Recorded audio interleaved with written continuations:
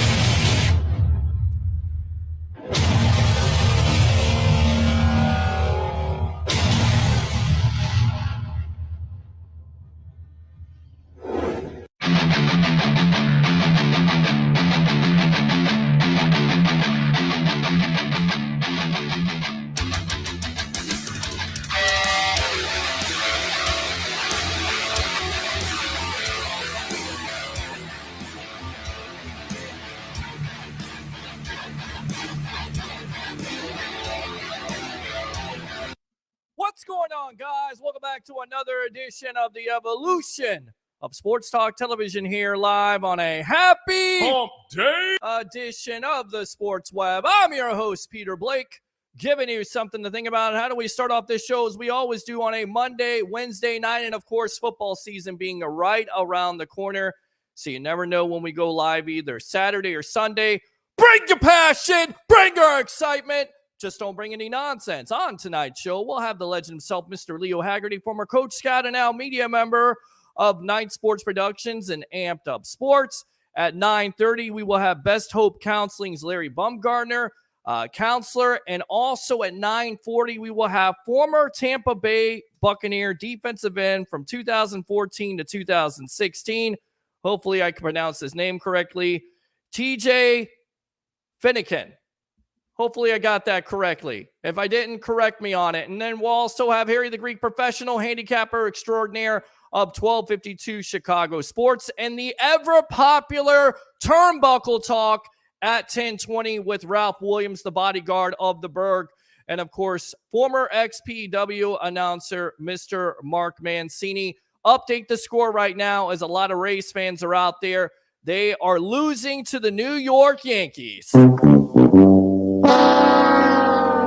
Started out great there in the first inning with Wander Franco with a 2-run home run, but then after that, Giancarlo Stanton in the third inning with a 3-run shot to make it 5-2.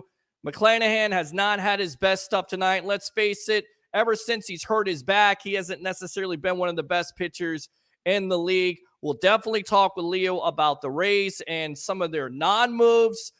We could definitely get into that if you're a Rays fan. Also want to concentrate on the Tampa Bay Buccaneers. Lots of talk about the quarterback competition.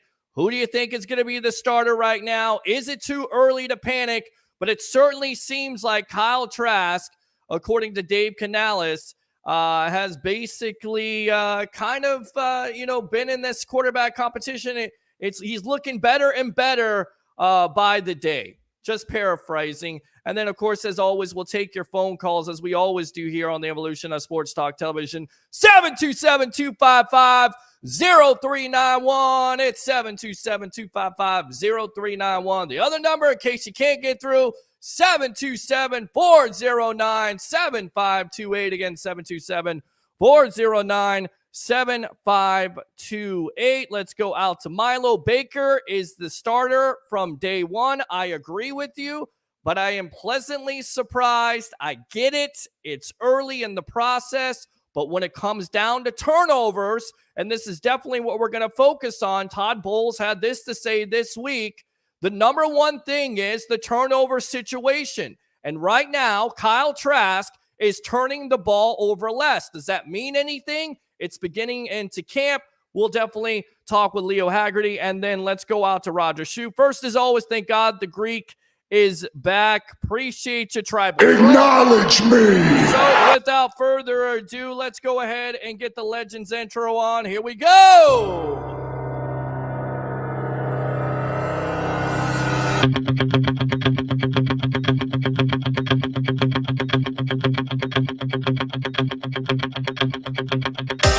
Is the eye of the tiger. He just was on Amped Up Sports the other day. 10 months in hiding, but he's been on here the whole time going through it, my friend. The legend himself, former Coach Scout and now media member of Night Sports Productions and Amped Up Sports, Leo Haggerty. Welcome to the Sports Web here on a Wednesday night. And let's start off with the Tampa Bay Rays as they're losing to the New York Yankees.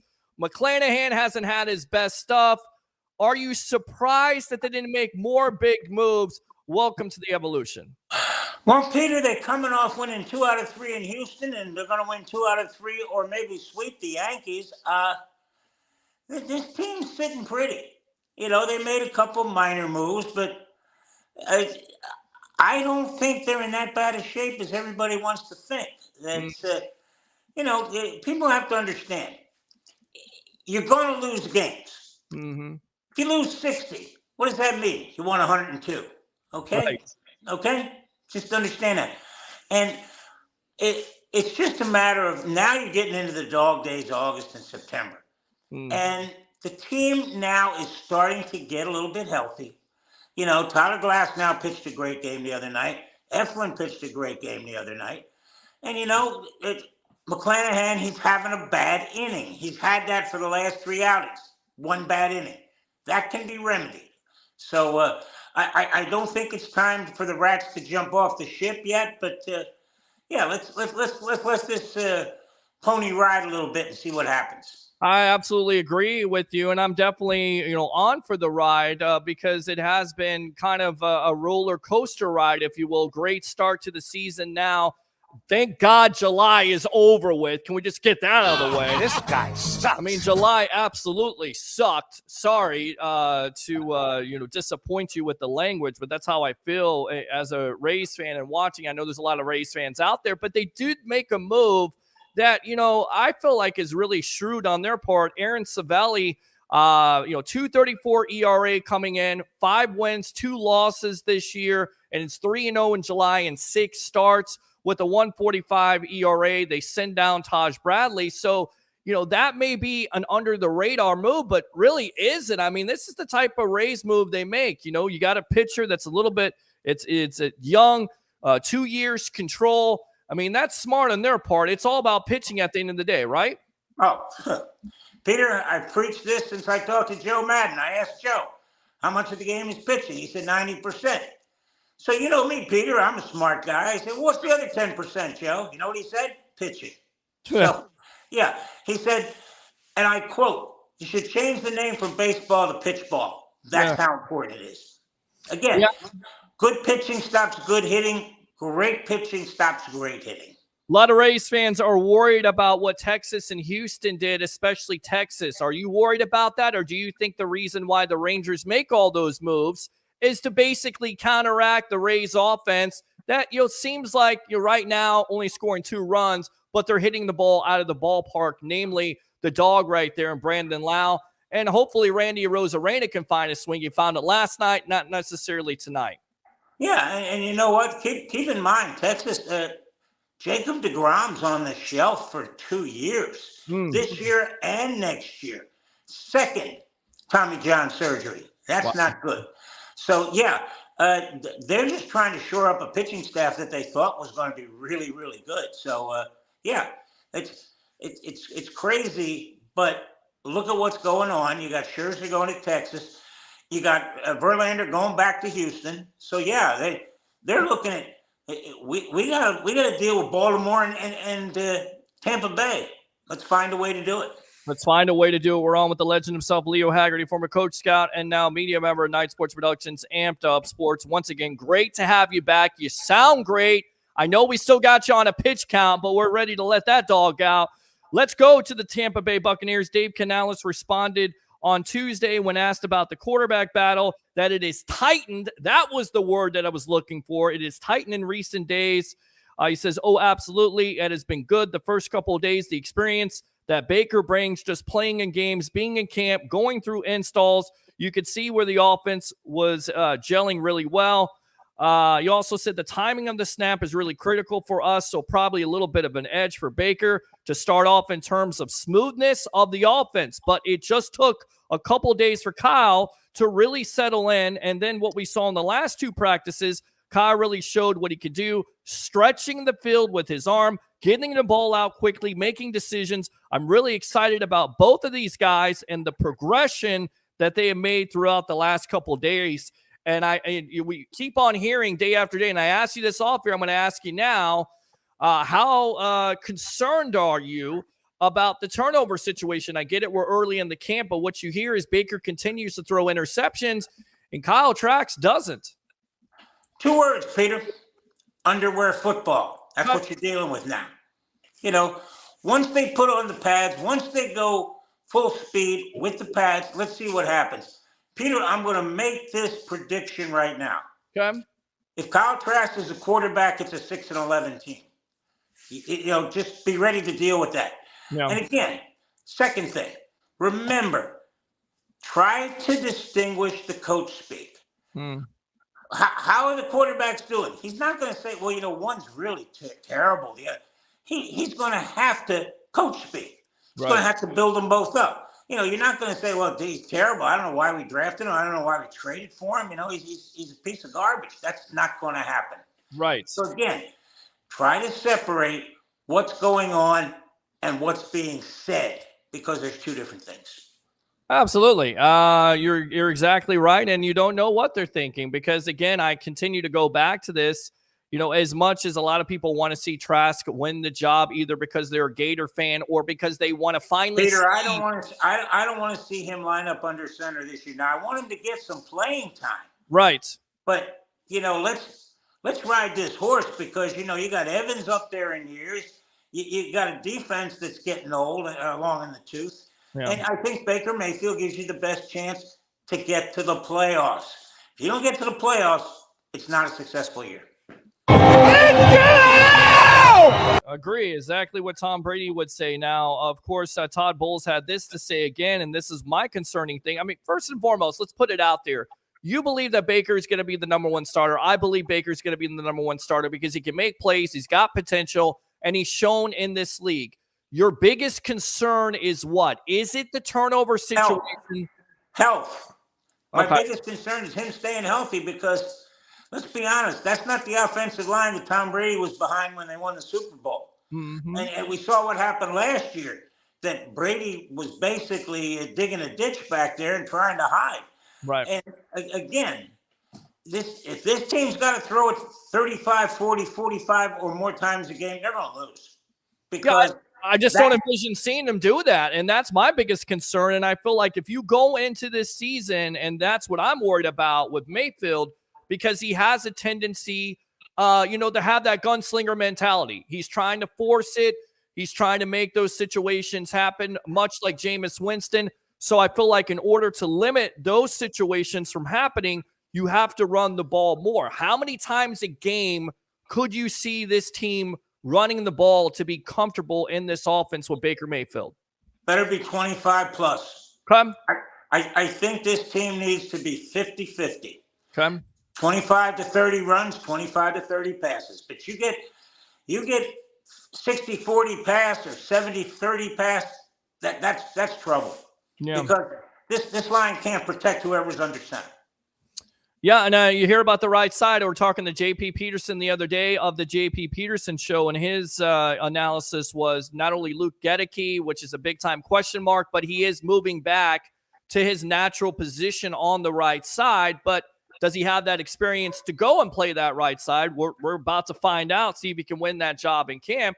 And then, of course, Cody Mock, who, there's a lot of, anticipation. He's got the flowing red hair. People say Ryan Jensen, but can he play like Ryan Jensen coming in, coming out of a small school? I mean, to me, that is kind of where I'm looking at. Is that where you're looking at on that right side? Because I think the left side will be fine with Tristan Wirfs. And whatever side Tristan Wirfs on is going to be fine. Okay.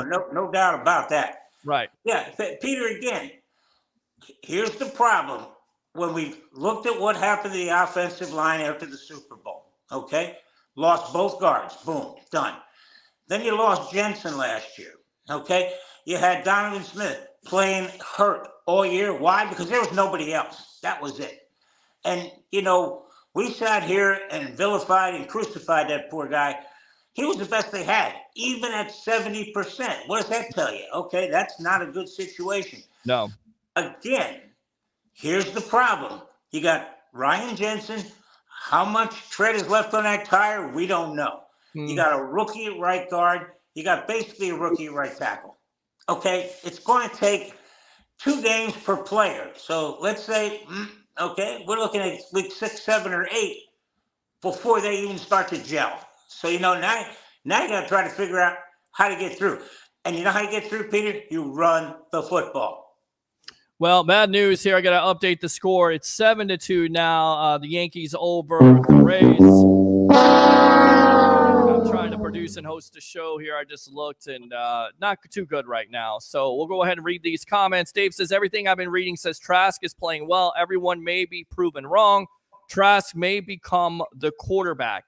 In that situation, besides practice, if there is the game type of situation and you believe that Trask is outplaying Baker and he's not turning over the ball, Could you see him? And I know how you feel about this being 6-11, but could you see the Bucs saying, you know what? Even though Baker is the veteran, Trask is outplaying him, we're going to go with him. Or Baker just basically has to have a disastrous practice and also preseason in order for Trask to win the job. I don't think it's even a disastrous practice. He's got to get hurt. Okay. I think they're going to ride Baker until at least week 3 or 4 of the regular season. Okay. And again, this is not an easy schedule that the Buccaneers have. If he can go 3-1 out of the gate, I think you're in good shape. 2-2, not bad. Oh boy, 1-3, 0-4. Oh, look out. Yeah, I mean, there's certainly a possibility. I mean, you're opening up against the Minnesota Vikings on the road. That's a tough place to play. Well, that should be a loss, Peter. Let's be honest. Yeah, I mean, that's a 13-win team. Defensively, they're very questionable. Number 2, who do they play? The Chicago Bears, which are improved. I tell you what, we ask for phone calls. We get phone calls. Let's go out to one of the 4 horsemen, which we got to get everybody on here. Yours truly, along with Leo, this man right here, Tampa Bay Ray Kennedy, and Harry the Greek. But we got Best of the Bay, Tampa Bay Ray Kennedy. Welcome to the Evolution. You're on with yours truly, along with the legend Leo Haggerty. Go. And he's gone. I don't know what happened there. I mean, he's on and then he's gone. I don't know what's going on. He's here. He's there. He's everywhere. He's everywhere. I mean, you guys are going to call the show. Come on, get on. All right, let's see if we can. Let's do this again. Ray Kennedy, are you on? That was my bad. Leo, Peter, how are you guys? It's amazing, Ray, that you don't know how to work a phone by now. I mean, we've only been doing this for the last 10 years, it seems like, for 20 years, the way you go. Ray, the on button. Oh, okay? That's on. Push it. I showed the guy how to set up a show, and he doesn't know how to turn on his phone. It just makes all kinds of sense in the world. Go ahead, Tampa Bay Ray. Welcome to the Evolution. Yeah. You got to retain your reputation as a producer. Well, listen, I am a producer here. I'm one of the best in the business. It's not my fault you don't know how to turn on your phone. So let's start with that stuff. You know, hey, let's go ahead. I'm going to pass on that one again. But, you know, Leo's forgotten more about football than Peter, you and I will ever know together. So correct. I understand that the veteran play is Baker 7 days a week and twice on Sundays, and I think it still remains that it's still his job to lose. But I don't think it. I'm trying to put myself in Jason Light's shoes because from a contractual standpoint, both are on 1 years, and legacy things moving forward is not that Baker has lost it, the Oklahoma gunslinger, you know, the Heisman Trophy winner, but the default thing would say let Baker go in, because you guys know if Kyle Trask wins the job, it's going to take 1 interception in the first quarter against the Vikings, and the Tampa Bay is going to be going, oh, come on. But well, it's going to be the same way with Baker Mayfield. If Baker Mayfield throws an interception in the first quarter, you know, the most popular man on a team is the backup quarterback. I mean, it's the best job out there. You barely play. You're the most popular guy. You don't have to do anything until you have to do something. And then when you do something, you better do something, because it may be like that. Oh, I beg your pardon. Yes. Well, it's okay, Leo. You excuse yourself when I do that. Yes. You know what, guys? I think we need to realize that Kyle Trask hasn't taken a whole lot of snaps. We can't even say he played a whole lot of games. He hasn't taken a whole lot of snaps when the bullets were flying for real. Right. And believe me, the speed of that game is exponential. Listen to you. Between practice and preseason, and then preseason to regular season. Right. It is exponentially faster. And you know what? You're going into the season with someone who has not experienced that. You know, Kyle Trask may be the guy down the road, but I think what Jason Light is looking at, okay, I want to get through 1 year with Baker Mayfield. Then next year, and here's why. Say you start Trask and they go 12-6 or 12-5. Right. What's it going to cost you to keep him next year? Think about that. Well, but then again, you don't need a quarterback. So basically, you know, you have your quarterback of the future. And then the same thing, if you get off to a bad start with Baker, you could see by the bye week that you go with Kyle to see what you got. And then if you got nothing, then you got no wins, and you have an opportunity to go out there and get a May from North Carolina, and of course the Caleb Williams. It's called Caleb Williams. Yep, there you go. Exactly. Oh God, I can't. But let me ask you this, Leo, from a standpoint of the veteran, you got the offensive line healthy again. Jensen back, Badecki. You got the offensive line. You got your plethora, Leo word, of wide Listen receivers. to you. But you've got this defense. That defense, the only problem with the defense in 2022 was the offense couldn't sustain a drive. Go back to the Green Bay game. Our defense was huffing with their hands on their knees by halftime. At our stadium, they Tampa Bay. With the players you have on this team, purely from a standpoint of Baker being an off-script quarterback, great arm, but he does his best maneuvers off-script versus a nine total pass plays in the NFL, but a Kyle Trask with a Todd Bowles defensive-minded team.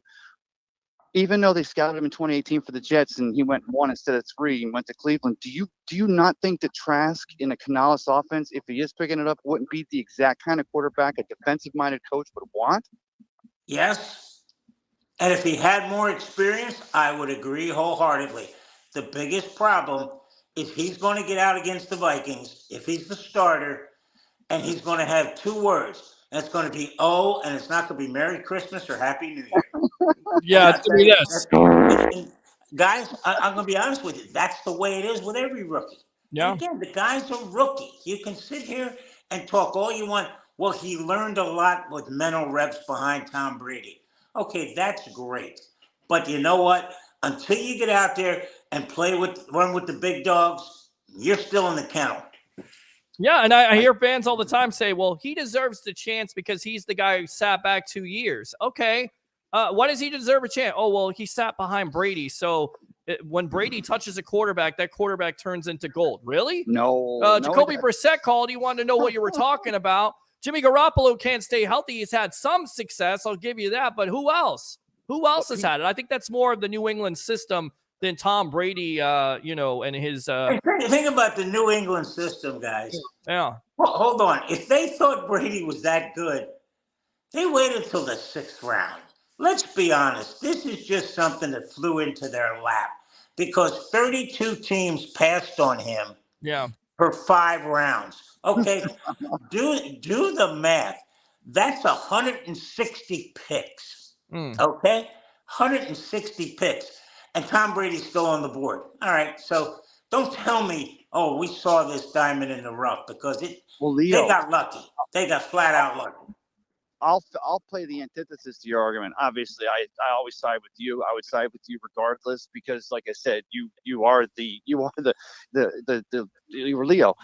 He's a legend. Just say it. The legend. He is the legend. The living legend. Yes. Leo. Thank you. And he's like Ric Flair here. Thank God he's still saying the living part. I'm happy about that. Well, there you go. I mean, that's what it's all about.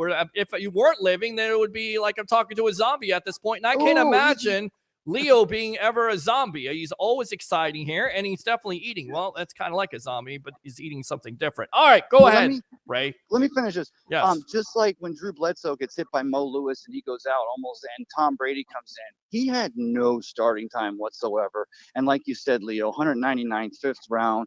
Part of the reason why he is literally the greatest of all time. Crossed. To be honestly, for my time, most sports, all sports, but I still believe this competition is open. I do think, you got Bryce Young in Carolina, you got Ritter there in Atlanta, and you still have, Carr there in New Orleans, and of course Baker would be the South. He's the veteran.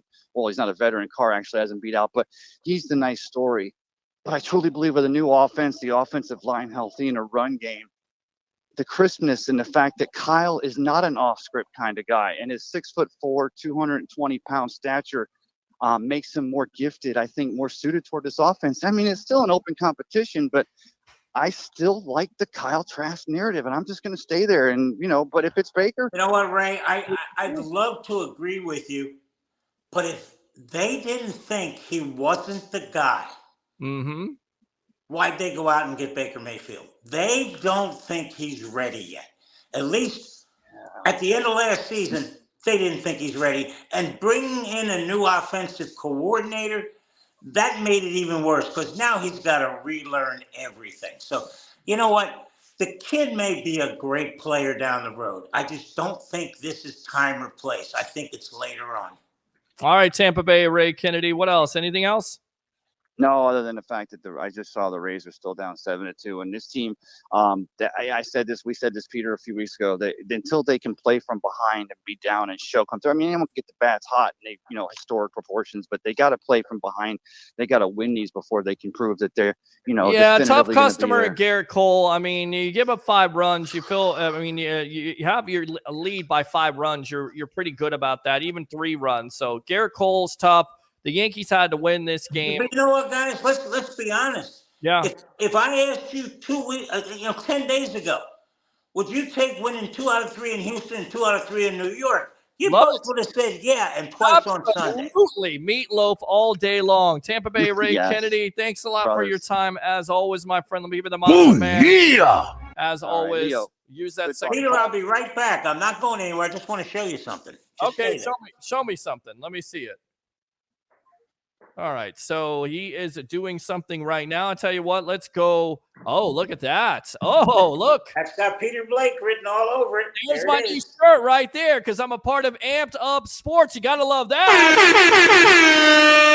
Love it. Love it, my friend. That looks great. I can't wait to wear it. Purple is my color along with every other color, but all I've been wearing at this point is red and black, so purple will be a nice little change up. With that being said, your thoughts? Peter, I can give you 5 more minutes, so go ahead. Give me 5 more minutes because we got Larry Baumgartner coming on here, counselor of Best Hope Counseling, and then, of course, former Tampa Bay defensive end, TJ. Goodness gracious, I cannot get his right. Don't call him by his last name. Just say TJ. That's TJ Fatinikun. Hey, just think it was like trying to pronounce TJ Husmanzada. TJ Fatinikun.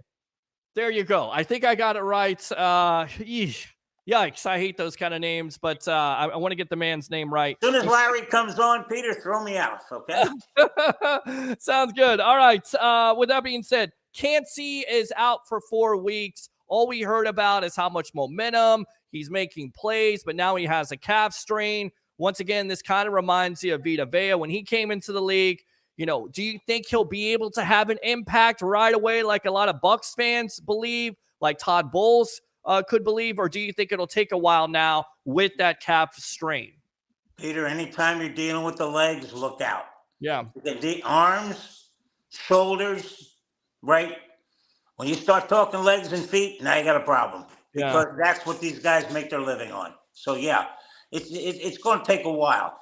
And hopefully they won't have to press him into service too soon and have it happen again. All right. So on that note, I tell you what, I'm going to throw you out of here. Go ahead and promote yourself really quick. You were out there at USF's Media Day. Talk about that a little bit, and then we'll get you out of here on that. You know what, Peter? I was really honored out there. The first question I asked of Coach Golish, before he even responded, he said, good to have you back. And that made me feel good because, you're appreciated. And you guys get a chance, go to Amped Up Sports on Facebook. I'll be posting my Leo's Daily Memo. And we're going to be posting some video that we took out at USF. Peter, my video from yesterday. Yes. The Mount Rushmore of basketball. NBA basketball retired players. Chamberlain, Russell, Jordan, Bryant. Think of the guys that got left off of my list that I saw. Wow. Man, oh man. Shaq, Bird, Malone, Barkley, Dr. J. I think, oh, man. Hey, Mount Rushmore better get some more peaks. What do you think? Oh, absolutely. And I would say this. Book him, Dano. There you go. Dano. Leo Haggerty, the legend here on the Evolution of Sports Talk Television. Thanks a lot for your time, and we'll see you soon, my friend. Always a pleasure to be on with the hardest working sportscaster in Tampa Bay. I take after you, my friend. Take care, brother. Yep. See you later. There you go, Mr. Leo Haggerty out. Let's go ahead and take a quick commercial break. And when we come back, we'll have Best Hope Counseling's counselor, Mr. Larry Baumgartner, and, of course, former Tampa Bay Buccaneer defensive end, if I get his name right, TJ Fatinikun, on the Evolution of Sports Talk Television, the Sports Web Live on I Love St. Pete, the Hub, Amped Up Sports, and now Bucs Life. Are you an athlete or professional struggling with life or career transition? Life isn't always easy, but hope is always present. Best Hope Counseling will help you move forward. For nearly a decade, licensed marriage and family therapist Larry Baumgartner has helped clients empower change and discover solutions using a solution-focused therapy approach. Conversations will focus on what you desire to change, not just the problems that brought you into counseling. From anger to depression or other emotions, Best Hope Counseling is there for you. Contact Larry personally on his direct line at 727-946-1346. Again, 727-946-1346 for a telehealth appointment in Florida and Minnesota, or in person an appointment in Minnesota. Take time out and begin your game plan to reconnect, rebuild, and restore happiness in your life. BestHopeCounseling.com.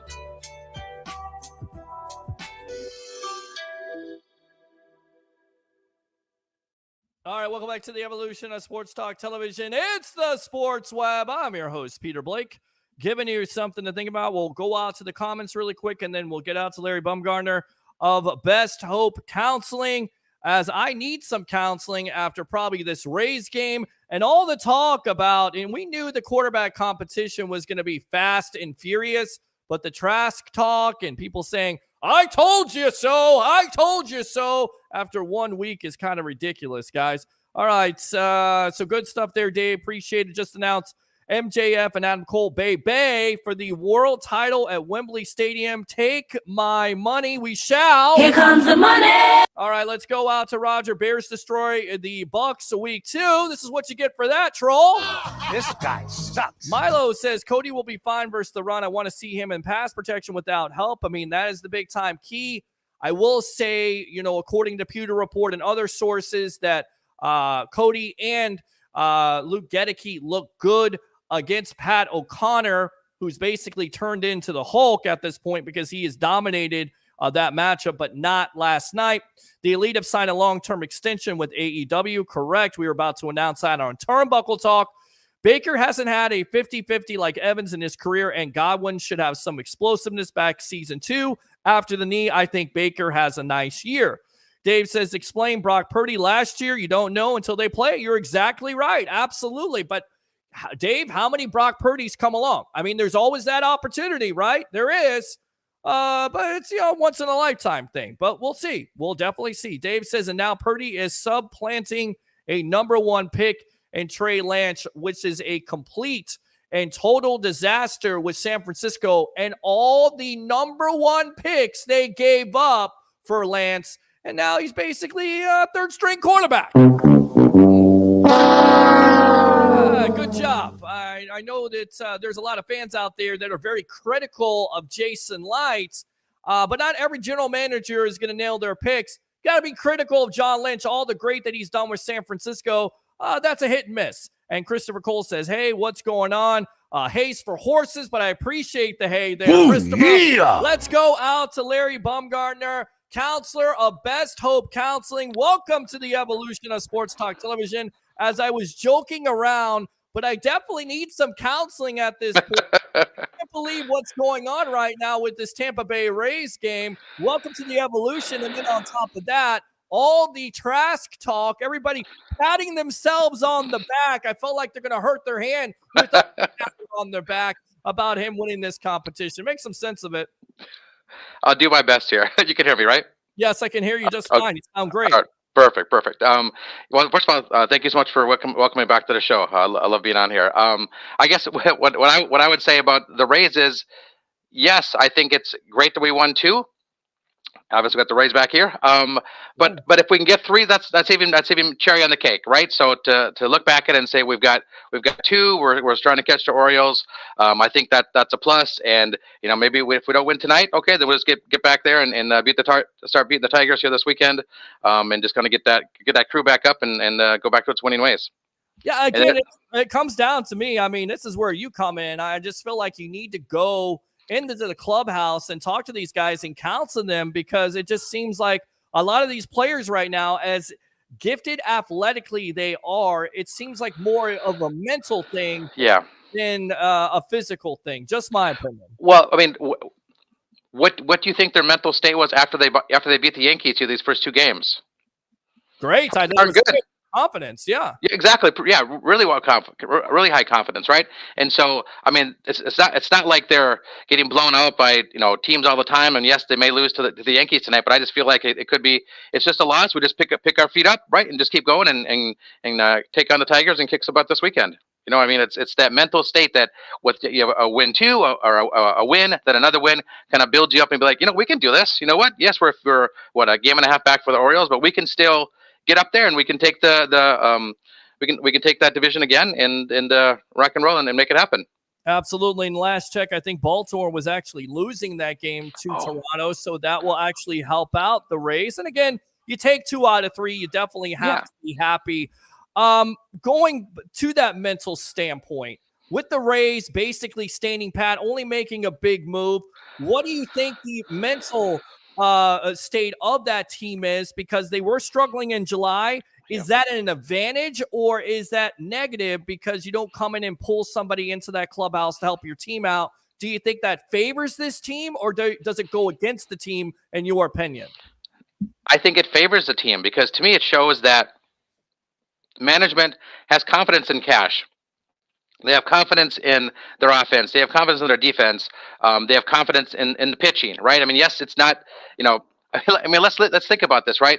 The Rays are doing pretty darn well right now, right? I mean, they were above they were on top of the East for many games. We got you, right? And so they slid a little bit, but the Rays are really doing well, right? They're really doing well. So to add I think they added a pitcher, right? From the Guardians, right? I think Aaron Savell, right? So they added a pitcher. Okay, well, the rest of the core, let's keep winning. Let's keep doing what we did earlier on in the season and take control of the AL East again and head to the playoffs and maybe bring a World Series to Tampa Bay.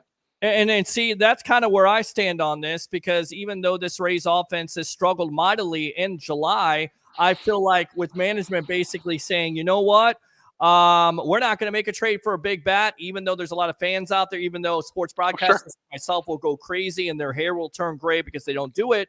That is instilling confidence in that team, saying, you know what, we got the guys here. We're ready to compete. We're either going to win with you or we're going to fail with you. We're on with Larry Baumgartner of Best Hope Counseling, waiting for, and hopefully I can get this name right once again, TJ Fatinikun, former defensive end of the Tampa Bay Buccaneers from 14 to 16. Looking forward to talking to him about his experience in the National Football League with the Bucs. Also played in arena football with the Orlando Predators. Yeah, exactly. In fact, I was looking at this tonight, and I remember this, that he is actually the second defensive end the Tampa Bay Buccaneers have gotten from the Orlando Predators. The other guy was Greg White, a.k.a. now Styles T. White. That's right. Yes, that is the kind That's cool. I was thinking about tonight. So looking forward to talking Absolutely. to TJ. With that being said, if you're Kyle Trask, it's me against the world, right? I mean, the mentality is that Baker Mayfield is going to be the eventual number one starter. How do you think this kid is dealing with that? And is that extra motivation where all you hear is he's going to work, he's staying after practice, he's working on his footwork and everything like that? Mentally, do you think that is a favor to him, that's going to put him over the top to basically beat out Baker Mayfield for the starting job, in your opinion?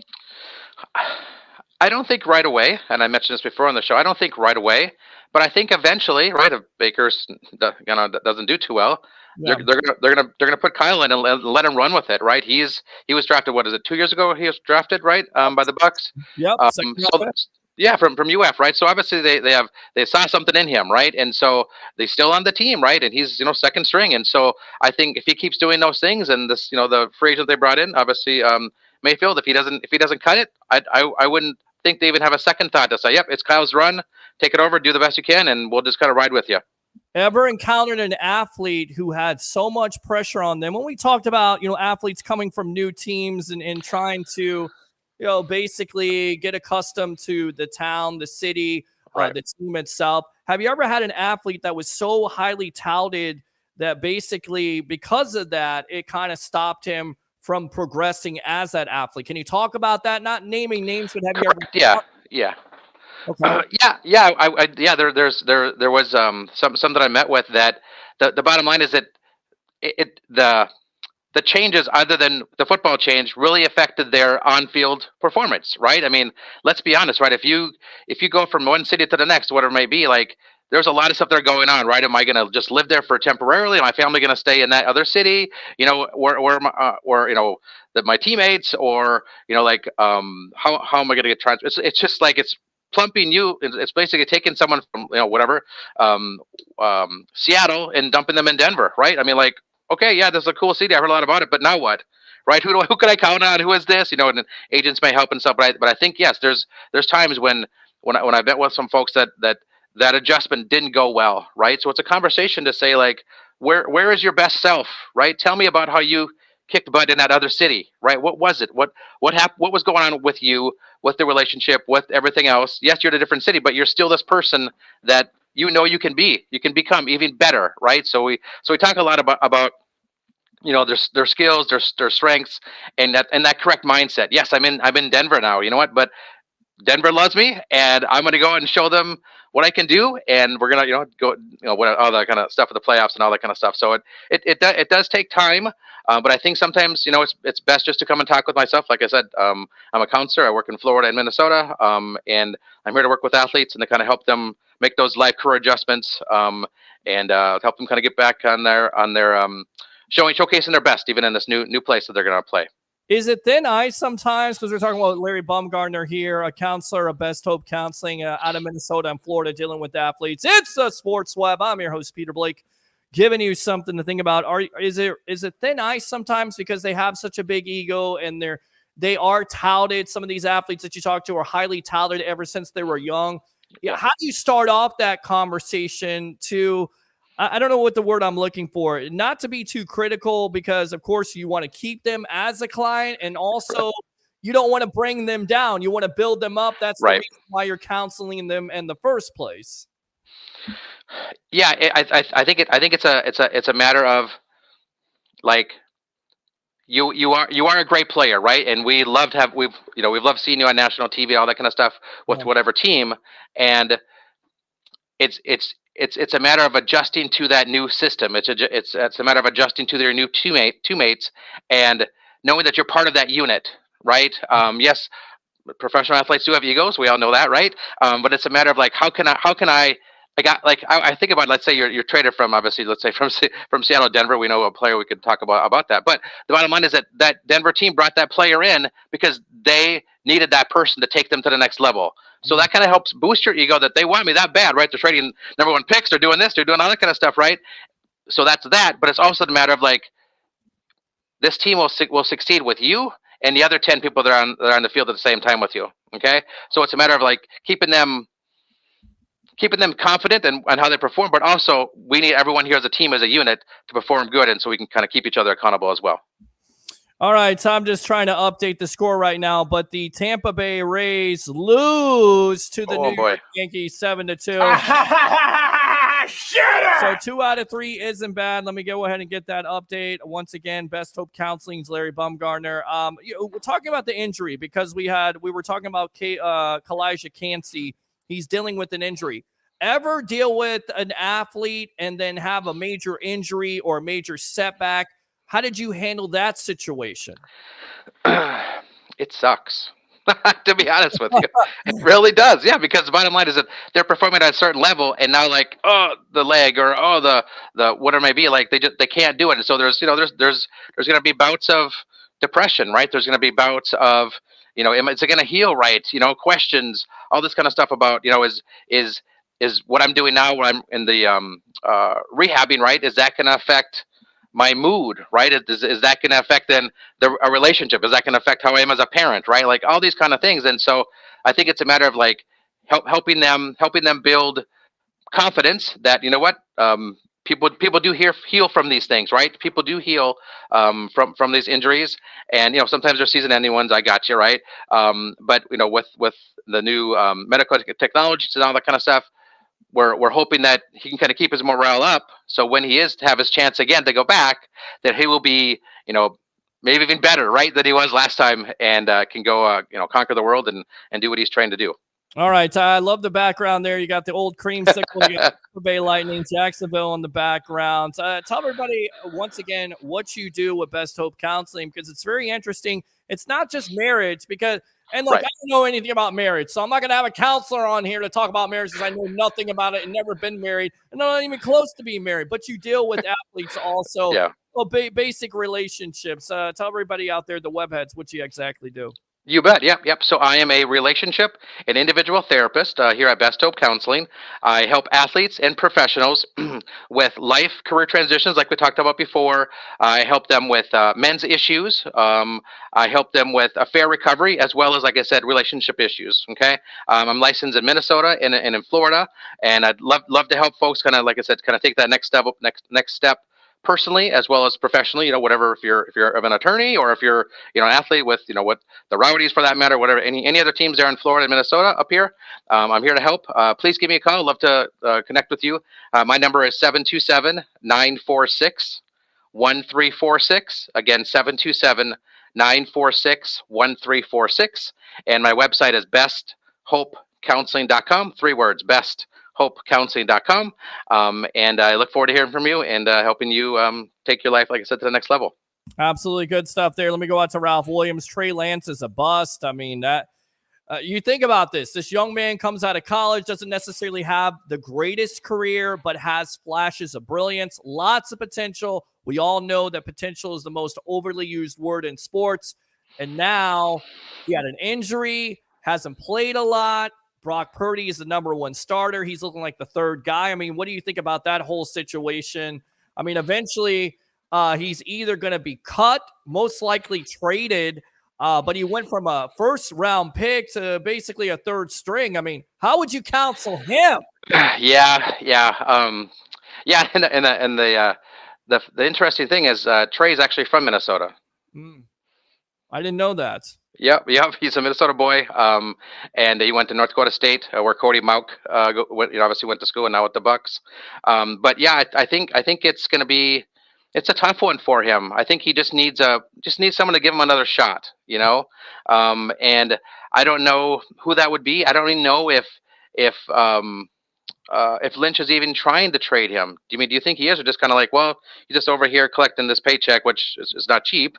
Are they trying to? I mean, let's be honest. There are teams out there that should give him a shot, right? Whether it's the Texans, whether it's there's lots of other teams out there that could use someone that could see what they can do, right? The Colts, whatever it may be. There's places out there, but what's the market for him? And are the 49ers really trying to see what happens? There's no market. I mean, no. That's the thing. He has no market. The Lynch already gave up, 3 first-round picks. Yes. You can't get those back. You have all that draft capital invested in him, and more than likely he's not going to start, not unless there's some type of injury to Brock Purdy or Sam Darnold.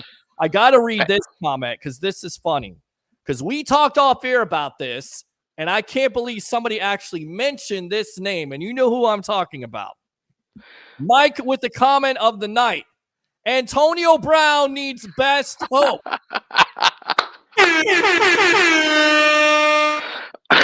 We can kind of talk about this a little bit because you reached out to him.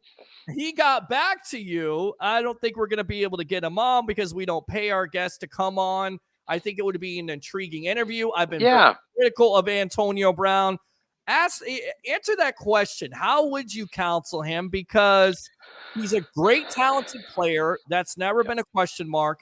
He's had things off the field. He's quit on the Tampa Bay Buccaneers. He's quit on multiple teams, but he actually did it during a game. It seems like he has some mental problems. He needs some help, but he's not getting it. How would you cancel? How would you counsel? Should cancel. How would you counsel Antonio Brown? Well, I think the main thing that I would just want to really ask him is where is his head at, right? Is he someone that cares about repairing relationships? Whether it's come back and say, here's what happened to the Bucs and whatever, or other teams, or is he just so? How would I say this? Is he just so thinking of his current role as an owner of a XFL team or not, some other team? Arena Football League. Yeah. Not even that, because he can't even pay that. I mean, he stiffs the chef. He stiffs everybody that he's supposed to pay. Baby mama problems. I think he's very self-destructive, and he definitely killed his career. And I feel like what you would say to him if I were a counselor, if you want, excuse me, if you want another opportunity in the National Football League, you're going to have to do something about this attitude, because there's no guarantee at the end of the day. There's no guarantee that you'll have an opportunity in the National Football League again. But maybe if you do something a little bit different, which is what you haven't done, which is look inward. Right. Yeah. Opportunity. Well, yeah, and I mean, yeah, absolutely. I think it's a matter of like, is he interested in, because he obviously has talent. Yes. Is he interested in playing again, or is he just on to the next level of his life, right? Kind of the career life transitions, right, and kind of dealing with this ownership of this Arena Football League.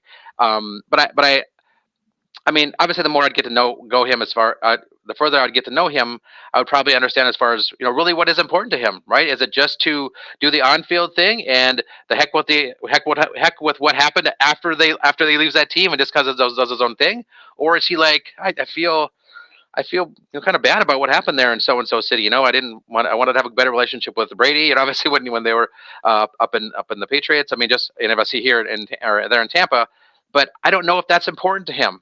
And I think that would be a really important question to ask him. But he's at a place that people know his name and that kind of stuff. But yeah, what is he doing? What is he doing right? Let's ask you that, right? What are you doing right to help, with families, with parenting, with athletes? I mean, what is he doing to contribute to other generations? All right, good stuff there. I'll tell you what, let's go ahead and get this guy on, as we're expecting former Tampa Bay Buccaneer TJ Fatinikun. Hopefully we'll come on the sports web here in just a little bit and talk with us. But let's go ahead and get this guy on. Long time no hear. Here we go.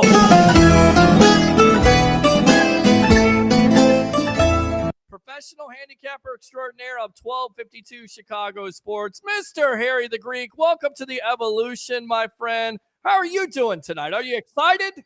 I'm very excited. There goes the neighborhood. Well, there you go. There goes the neighborhood. And we were you absolutely. Hold on a sec here. Let me go ahead and take Larry off. I think Larry is going to try to get the former Tampa Bay Buccaneer on really quick. But we needed to get off anyway. Are you kidding me? I seen a Minnesota Viking thing hanging behind them last week, and now I know, Larry, you're getting under my skin. You got a Chicago Cub thing sitting behind you. Are you gonna go nuts? Well, he's doing it. He's doing it on purpose, and I like it. He needs to push your buttons a little bit, because you need to show up for the show a little bit more. How did you do, my friend, on Monday nights? I cashed again. You cashed again. Here comes the money. Here we go. Yes. That's 3 out of the last 4 tournaments that I've played in that I've chopped it up. Good for you. Can I have a loan? No. Okay, there you go. See, can I get a loan? This guy sucks. The one hanging out at the poker table with. I'd love to have you on a poker table. Just have your friends give you some money, because it'd be a good donation. Oh, you're such an idiot. I know I'm an idiot. We're waiting for him to come back on again, but I got to ask you, because the talk has been all week long about Trask and how he's improved, how he looks great. And on top of it, he's not turning over the ball. And you heard Todd Bowles talk about it this week, basically in so many words: turn over and stop patting yourself on the back. Because I see. Oh no! I'm kind of flashing something here. Oh, what are you flashing? My fellow Greekites, let's get the Trasco meter out. Oh, geez. You and Tampa Bay Ray with this. Shut up! Stupid. Buddy, Trasco. you know what? Seriously, it's not stupid. Let the best player play. I agree. Just as simple as that. Just because Baker has the name because he was the first overall draft pick and he knows how to point to his crotch and everything else doesn't make him a better football player. Pete, stop it. No, just let it go, because a couple of years ago he took the Cleveland Browns to the playoffs, and I understand that. I get it. And the same team that's the same organization that almost ruined that young man's career. Look, I like Baker Mayfield. Okay? I really do. But what I'm hearing out of training camp, is it really surprising that Kyle Trask has got extreme accuracy. He's hitting them nice and deep. Oh, and not throwing pick sixes or throwing interceptions. Really, that's not surprising. That doesn't mean that Trask is going to be the starter. We're so far away from the first week.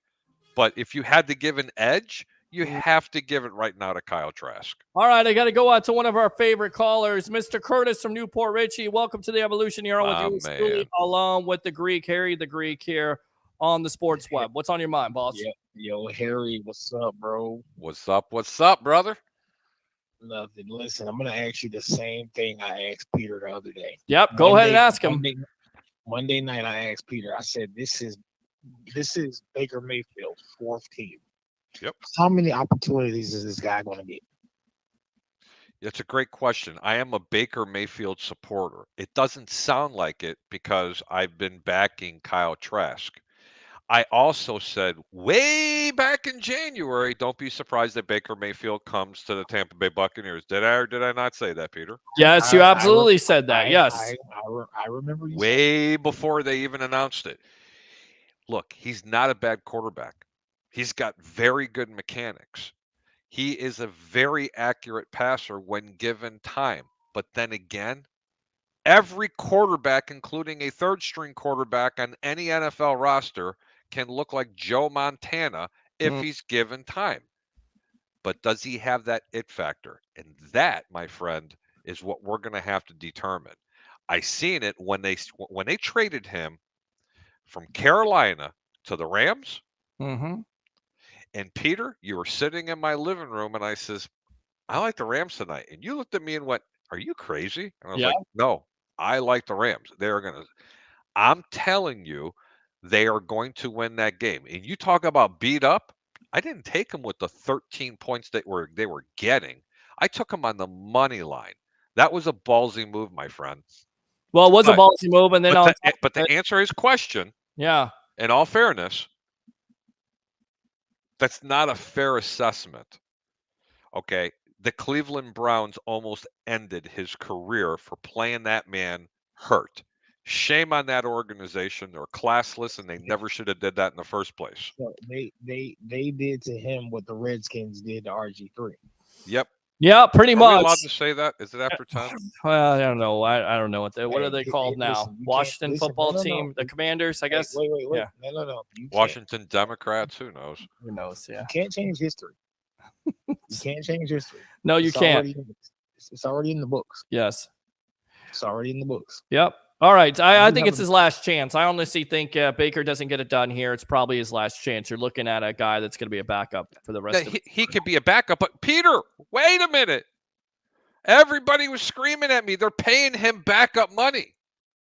Okay? He's not even getting second string money on an NFL roster.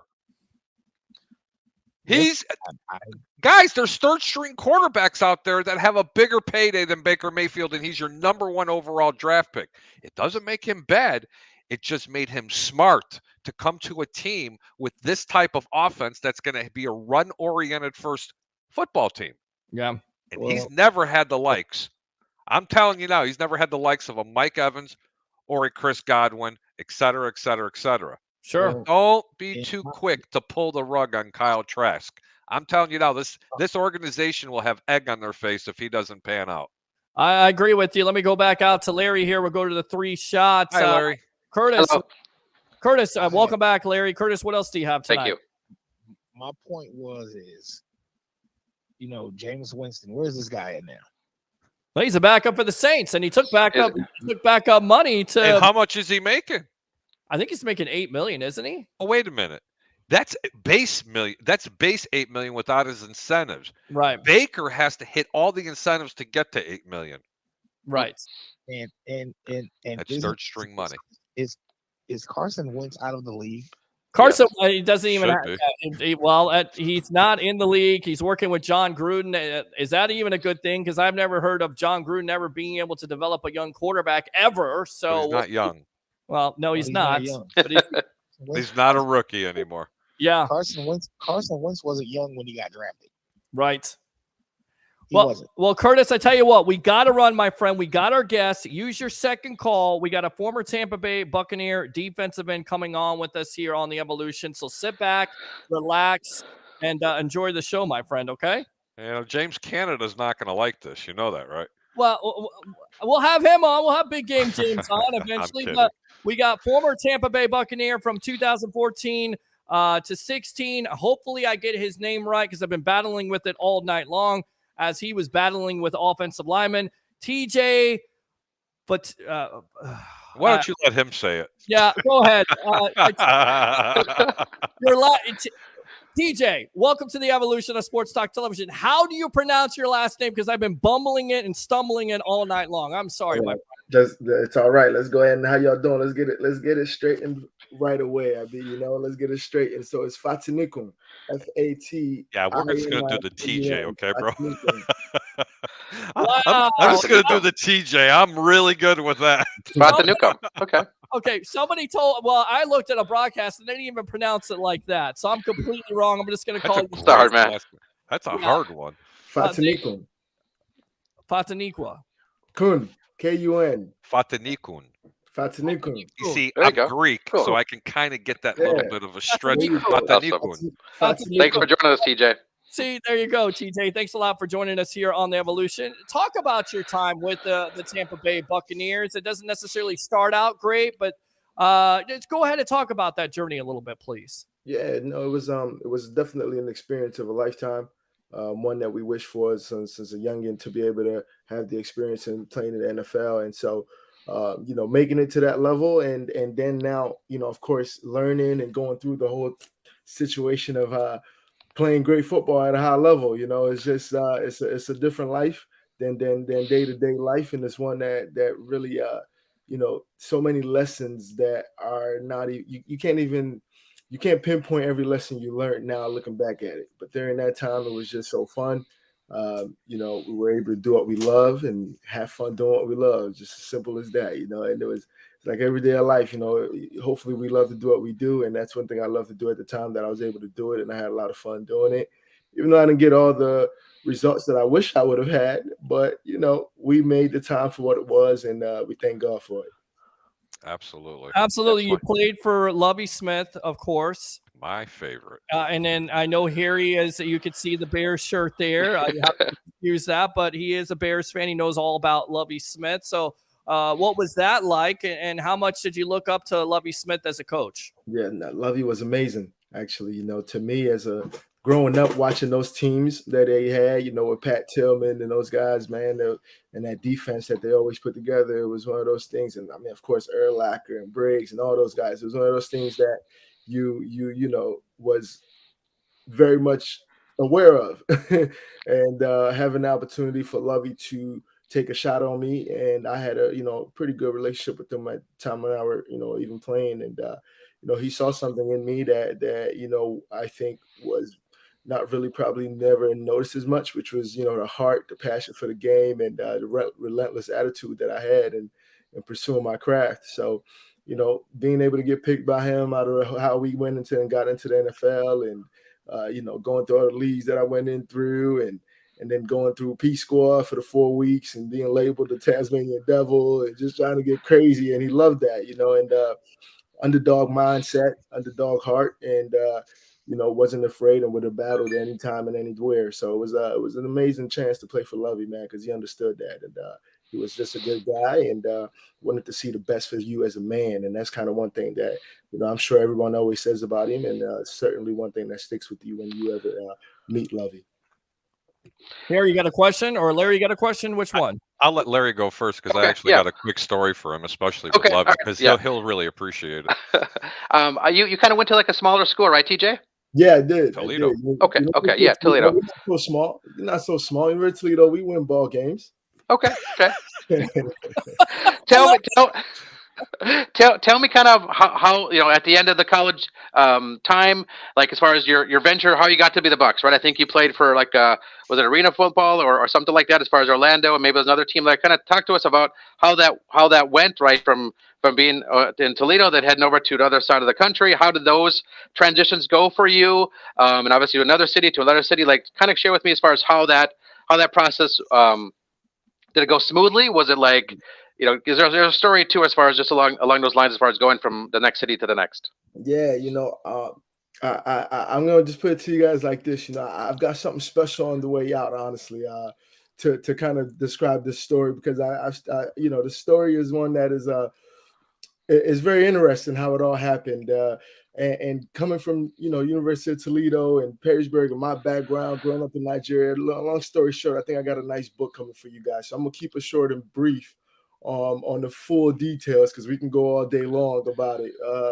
But man, Toledo, Philadelphia, Nigeria, coming out of there and making a way to, playing ball, and going from there, going to Houston, Texas to train when they were having all those, camps that you can be found in. And, I got hurt my junior and senior year, in college, but I was, still all conference. And, I showed signs and flashes coming out of junior day. I was, really athletic, ran a good 40 and speed, height, weight. I was ready to go, but then I tore my Achilles my senior year. So I just had a lot of breaks in there that kind of had the route a little different. So, we made the decision not to go to Canada at the time. And I ended up going to the Arena League. I had went to Portland. Up in Portland at that time was the Portland Thunder. And so from the Portland Thunder down to being found out you can be traded for in the Arena League, which I didn't know at the time. What a surprise. It was a legit surprise. It was a legit surprise. Like, I didn't even know it. And it was like, okay, so you're going to go to Orlando. But at that time, we're on a dream, we're on a hunt, we're on a chase. And I knew Florida had the 3 NFL teams. So it was a good opportunity to possibly be, checked out by somebody here. And next thing you know, about 3 weeks in, I get a call from the Bucs, come in for a workout, killed the workout, was ready to go. But they're like, hey, these guys are professionals also. They just traded for you. So I'm like, what does that mean? You're going to go finish the season in the Arena League. I'm like, oh, my God. Wow. So I end up back in the Arena League to play from January up to August. And it was a very cool entrance into the league, which I'm probably going to save on that one. Like I said, I got something cool coming out. So pretty cool entrance into the league, man, and how that happened. And I got my shot to play, in the preseason game, and did some things in preseason, stuck around, another whole crazy situation there. But man, it was quite a journey, and one that I'm honestly very appreciative of. Sometimes my body doesn't speak so highly of it, but right. But the experience and the journey of learning and growing faith and being perseverance and being a good person, to the best of your believing ability. in yourself. Yeah, absolutely. Yep. Absolutely. And being able to just gain those experiences on the way and keep your heart and mind correct. It's a heck of a story, a heck of a journey. And it's just, it's a beautiful thing. I'm grateful for life, period. I can't wait to read the book, because it's no, me too. Intriguing book. TJ, that's awesome, because I'll tell you what, man, you seem like a real blessed young man. You really are. You can see the passion that you had, for the game. And as you were talking, I was looking up your bio. It wasn't easy. No, it wasn't easy for you, but no. you know what? You persevered. But you played for my favorite coach of all time, and actually a man I have actually known for a few years, and we Awesome. communicate every once in a blue moon. We had a mutual friend. I did a lot of work. I would go in and speak to a lot of the young men coming out of Lakewood High School here on the south side of St. Petersburg. And Coach Corey Moore, I don't know if you know him or not, another blessed individual, great guy, has a great football program, also a former NFL player with Baltimore, Minnesota, and I believe the Jaguars, if I'm not mistaken. Well, his father, ironically, was really good friends with Coach Levy. So I go down, I'm talking on their senior day, and we're talking about life after high school. Some of you are going to go to college, some of you are not going to go to college. And I don't know, between faculty and members, there's about 250 people sitting in this little gymnasium, and I'm dressed up in my work clothes, and I'm speaking to them, and Coach Moore's telling me, he's, I got a little surprise for you, buddy. You're not going to believe this. And next thing I know, I'm right in the middle of talking, and I'm glazing across the room, and there's Lovie Smith, and he's just sitting there intently looking at me as I'm speaking. Now I'm like, really? You got to be kidding me. So anyway, we're going to fast forward. After bring us back to a 4-screen because I like to look at everybody. Okay, go ahead. Yeah, go ahead. So after the talking was done and we're all sitting out in the parking lot, I was asked to go to lunch. We went down to Chili's and I kept calling him Coach. I played ball too in high school. Ended up tearing the knee. It's another story. But I kept calling him Coach, and he goes, "No, it's Lovey." Every time, no, call me Lovey, Lovey. You know, it's just habit. You're respecting everything. But let me tell you the one funny story we were talking about. I says, "Hey, Coach," I said, "Do you possibly remember?" And he goes, "Lovey." He says, "The Bears were playing the 49ers. Singletary was the head coach on the opposite sideline. It was a nice fall day in Chicago." I said, "Do you remember the halftime antics? What happened?" And he says, When Mike went absolutely crazy?" And I says, "Uh-huh." I says, "You were up 42-0 at halftime. It was the largest lead that the Bears ever had in an opponent, and it just so happened to be against the 49ers. And Alex Smith was a rookie quarterback. This is how far we're going to go, and I'm going to make this quick." I says, when Mike Singletary was running off the field with his team at halftime, I wasn't doing anything disrespectful, shooting him the bird, wasn't cursing. I just hung up an L. Loser. The man went ballistic. I remember Lovey and a couple of the other players were just walking toward the midfield of the field, trying to follow him going into the locker room. And he looks up, and here's Mike Singletary cursing, trying to climb the wall. "I'm going to kill you." I mean, he's just going nuts. The whole corner of the stadium went completely silent. Wow. Because they're like, "What did you say to him to make him go nuts?" Now, security was going to throw me out. One of the players said, "The man didn't say anything bad," yada, yada, yada. Anyway, long story short, at the end of the game, Mike Singletary is coming back off the field, and I'm trying not to make eye contact. He kind of looks at me and he goes, "Hey, the Lord spoke to me. I wanted to give you this football. I shouldn't have acted like that." He says, "But after all I've done for this city, how could you treat me like that?" And I says, "Treat you?" I says, "I just said I gave you the L because you were losing." I says, "Mike, you're wearing garnet and gold. You're in Chicago. What are you, nuts?" And Lovey Smith remembered that because he said everybody was trying to wonder, including the Bears management, their staff, what in the world did Mike go absolutely crazy for? He literally was scaling the side of the wall coming into the tunnel to try to get into the stands. He went absolutely crazy. Yeah, I was that guy that was on ESPN. I had no idea about that story. That's the first time I heard that story here. But Lovey thought it was hilarious, and he goes, "I can't believe I'm sitting here talking to the guy that actually tilted Mike Singletary in Chicago." Yeah, that's cool. Yeah, TJ, it was a I pretty want cool you to talk about the differences between the Orlando Predators and the Tampa Bay Buccaneers. You play for arena football. What's the difference of being a defender there and what's the defender being in the NFL? What's the biggest difference? I mean, there's different years at this time too. Back then, I mean, first things first, I mean, how do you compare that? Honestly, the NFL and the AFL is, from just, the business of the NFL itself as to how the facilities, the treatment of players, treatment of everything was just completely different. In the AFL, you're fighting for your life. Honestly, you're trying to make it out. At the point, that was kind of just my mentality when I was in the AFL. I know it was one of those things where, I had a taste of what the NFL life was like coming out of college when having my mini camp in KC. So it was one of those things that I was really just trying to pay my time and get out of there as soon as I can. I couldn't even think about like enjoying the AFL, like for real. I could not. You've been in the league. You played in the league. What do you think the key facet to being a successful pass rusher is? What did you learn from your defensive line coach? What did you learn from Gerald McCoy? Because I know Gerald McCoy. Yeah. Talk about that experience with playing with him. Nah, honestly, what a pleasure. It was a great experience. He was a bad guy, man. He was a bad dude. He was a good football player, and he worked and honed in his craft. And that was the best thing that, I remember G texting me over Christmas one time. It was just like, man, you got to feed on this. You got to eat on it. You got to sleep on it, And then when the kids come jump on me or something, I leave for a little bit. But he was like, you just got to make this, and every day, every moment, you got to feast on it. And that's how G carried the game, And when we would be out practicing, just one thing that I know I learned from Coach Cullen and himself, obviously Coach Cullen is get off. You got to have jet fuel up your ass.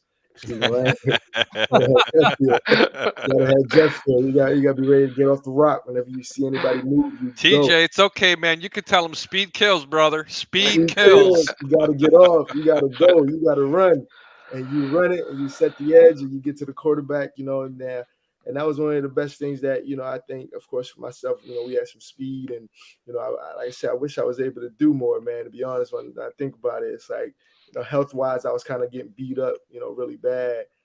Coming in through a couple things, and that was just one of my things that I couldn't control, and had to make peace with it as the game went on for me. But man, speed and hands and eyes, and just be physical at the point of attack. You got to be physical. There's no thinking or half stepping your physicality at the point of attack. So it's mano a mano every time you get a chance to go at it, and being able to put that in with speed is football. That's what we love. Tell us the truth. Hold on. Tell us the truth now. Give us a good rook story, because everybody's got a good rookie story, man. You got to give me a good rook story. Whether it's an opposing offensive lineman, my cat even said, "Give me a good rookie story." But seriously, honestly, I think my best rook story came on the field. Like it was when I was finally activated against the Vikings. My very first play out there was like a bubble screen out, and we were running to the football. It was me, G, Deshaun. It was like about 4 guys running to the football on the screen, and the collision that happened in that play was one that somebody didn't shout. Oh man, I loved it. I loved it so bad. It was definitely a feeling that you can't unmatch, and that was like really my best rookie story, to be honest with you guys. Yeah, gotcha. First play, first hit. Literally, it was a tunnel screen right on my first play. I had to dig my foot in the ground, run to the flats, and they went right at you on their first play. And they're like, "Rook, we coming." They said, "Rook, we're coming," and you went, "Bring it." It was dope.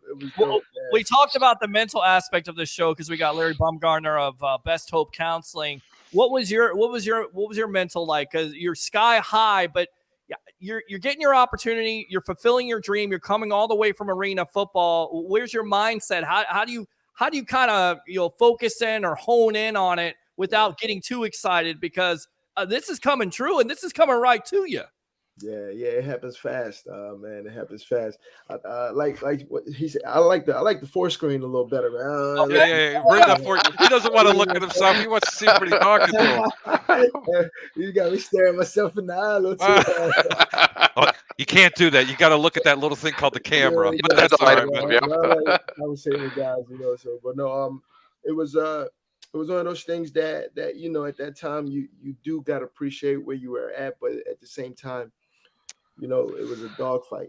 Truthfully, it was a dogfight, and there's no other way to put it, because it starts to dawn in on you when you go in on a Tuesday and there's 4 guys working out for your position, or like you're getting graded the next day or the next, for the 50, 40 plays you run out there, and everything being so high pressured, and there's no doubt about it that pressure is there, and that especially for me being kind of plain cut and put it, I was a fringe guy. They could have got me and love what I did.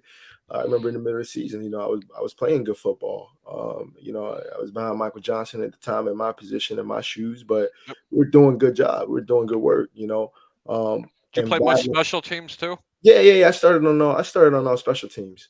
Smack. What's that like? You got to be crazy, man. What's that like? What's that like, Peter? Let me tell you what special teams is like. First off, you can't have all your faculties to play special teams, and you got to love to hit. You got to love to hit. Love to hit, baby. Back in 2014, we was running things out. We wasn't doing no. Oh yeah, no. This wasn't. This was full blown run. This wasn't playing no flag football like they are now. Are you kidding me? Yeah. So what did you weigh? What did you weigh when you were playing? I was right about 245. 245. So you were that tweener. You could have played outside linebacker or defensive end. Correct. Yeah, I was 245 playing weight. Oh man, you could lay some lumber out there coming up the middle. Oh yeah, and even them tackles and them guards, when they were pulling, they felt me coming too. Like, I'm sure. 245, and I was holding my own, and I think it's part of where the body after a little while too, and taking those hits coming in. I mean, I played football from January all the way to the next January because I was in the arena. You played. That's right, because you played arena football, and then you went into the. Are you crazy? Wow. Yeah.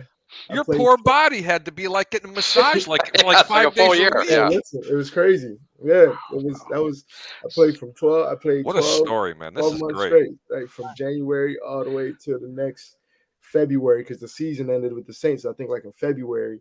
And then that first week of February, and then you get the 4-week break, and then you're back in OTAs right about that March, that mini OTAs, April, I would say, end of April. So it was like 2 months, and then you go right back into the season, start of July, but you're training the whole time. Yep. So yeah, that's what I did. That's Wow. what I had to go through. Wow. You talked about awesome. the injury there, TJ. What was it like coming back from the Achilles? Because here in Tampa right now, Shaq Barrett is dealing with an Achilles. Also had some unfortunate stuff happen with his baby daughter, but he looks like he's doing great right now. Looks like he's in great shape. He's close to being 100%. His words. What's it like to come back from that Achilles injury? I mean, how challenging was that back then? Man, back then for me, I tore it game 3 of like senior season, and that was like right about October. And I was back for pro day in March.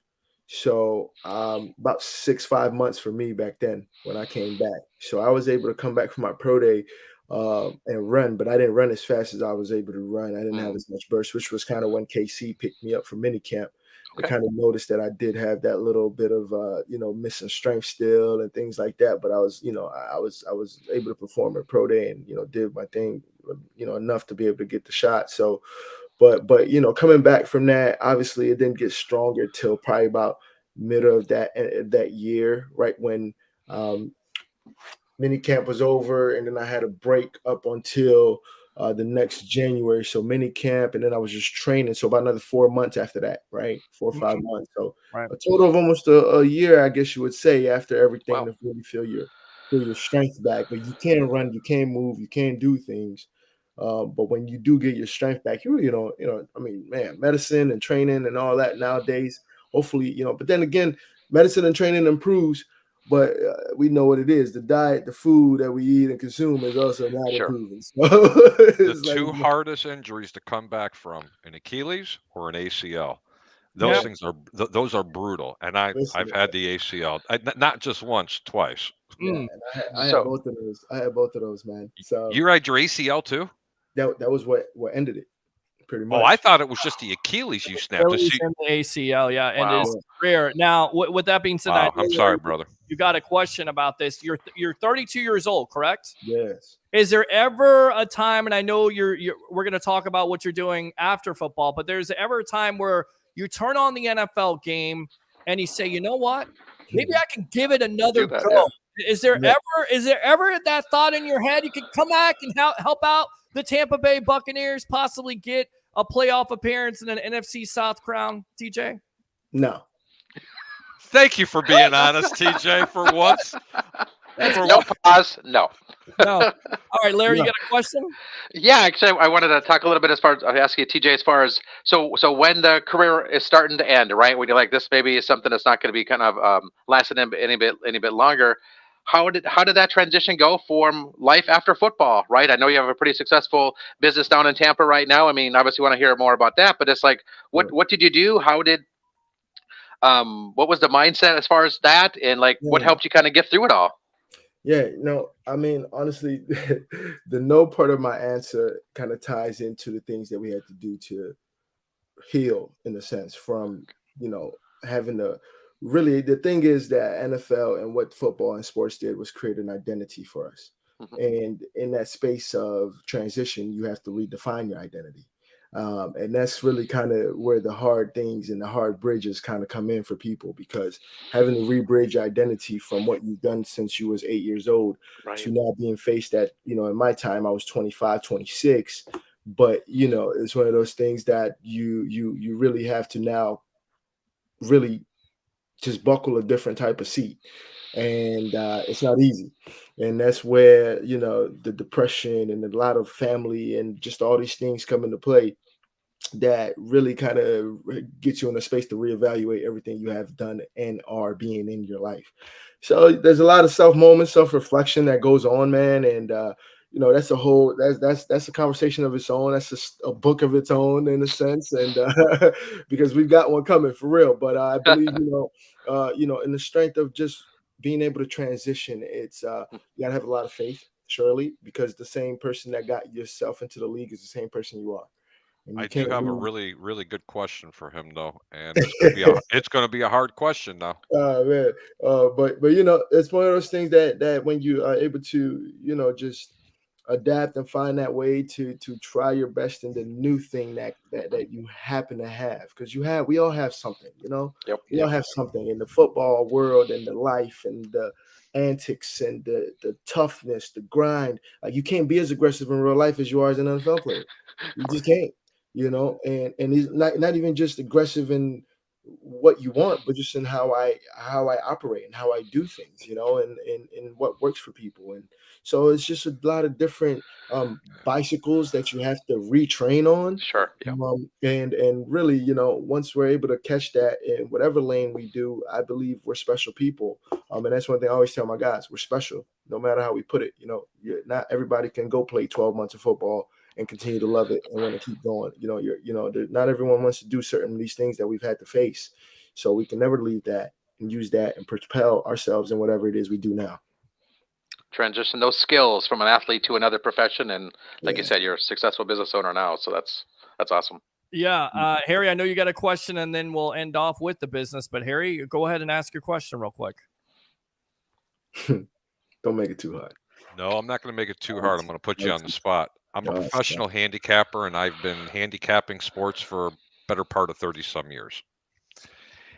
Been really good at prognosticating things. From a former NFL player, do you think the NFL got it wrong? And do you believe that a venue in the National Football League, Major League Baseball, the NHL, or the NBA should have a gambling book on premise for people to bet on games in their stadiums? Yes or no? Do you think it really has any spot in sports for gambling? Personally, I'm not a gambler. Okay. So my family, And there's we're not nothing wrong gamblers. with that. Yeah, no, absolutely not. My background is not really, on gambling, but it is a real thing.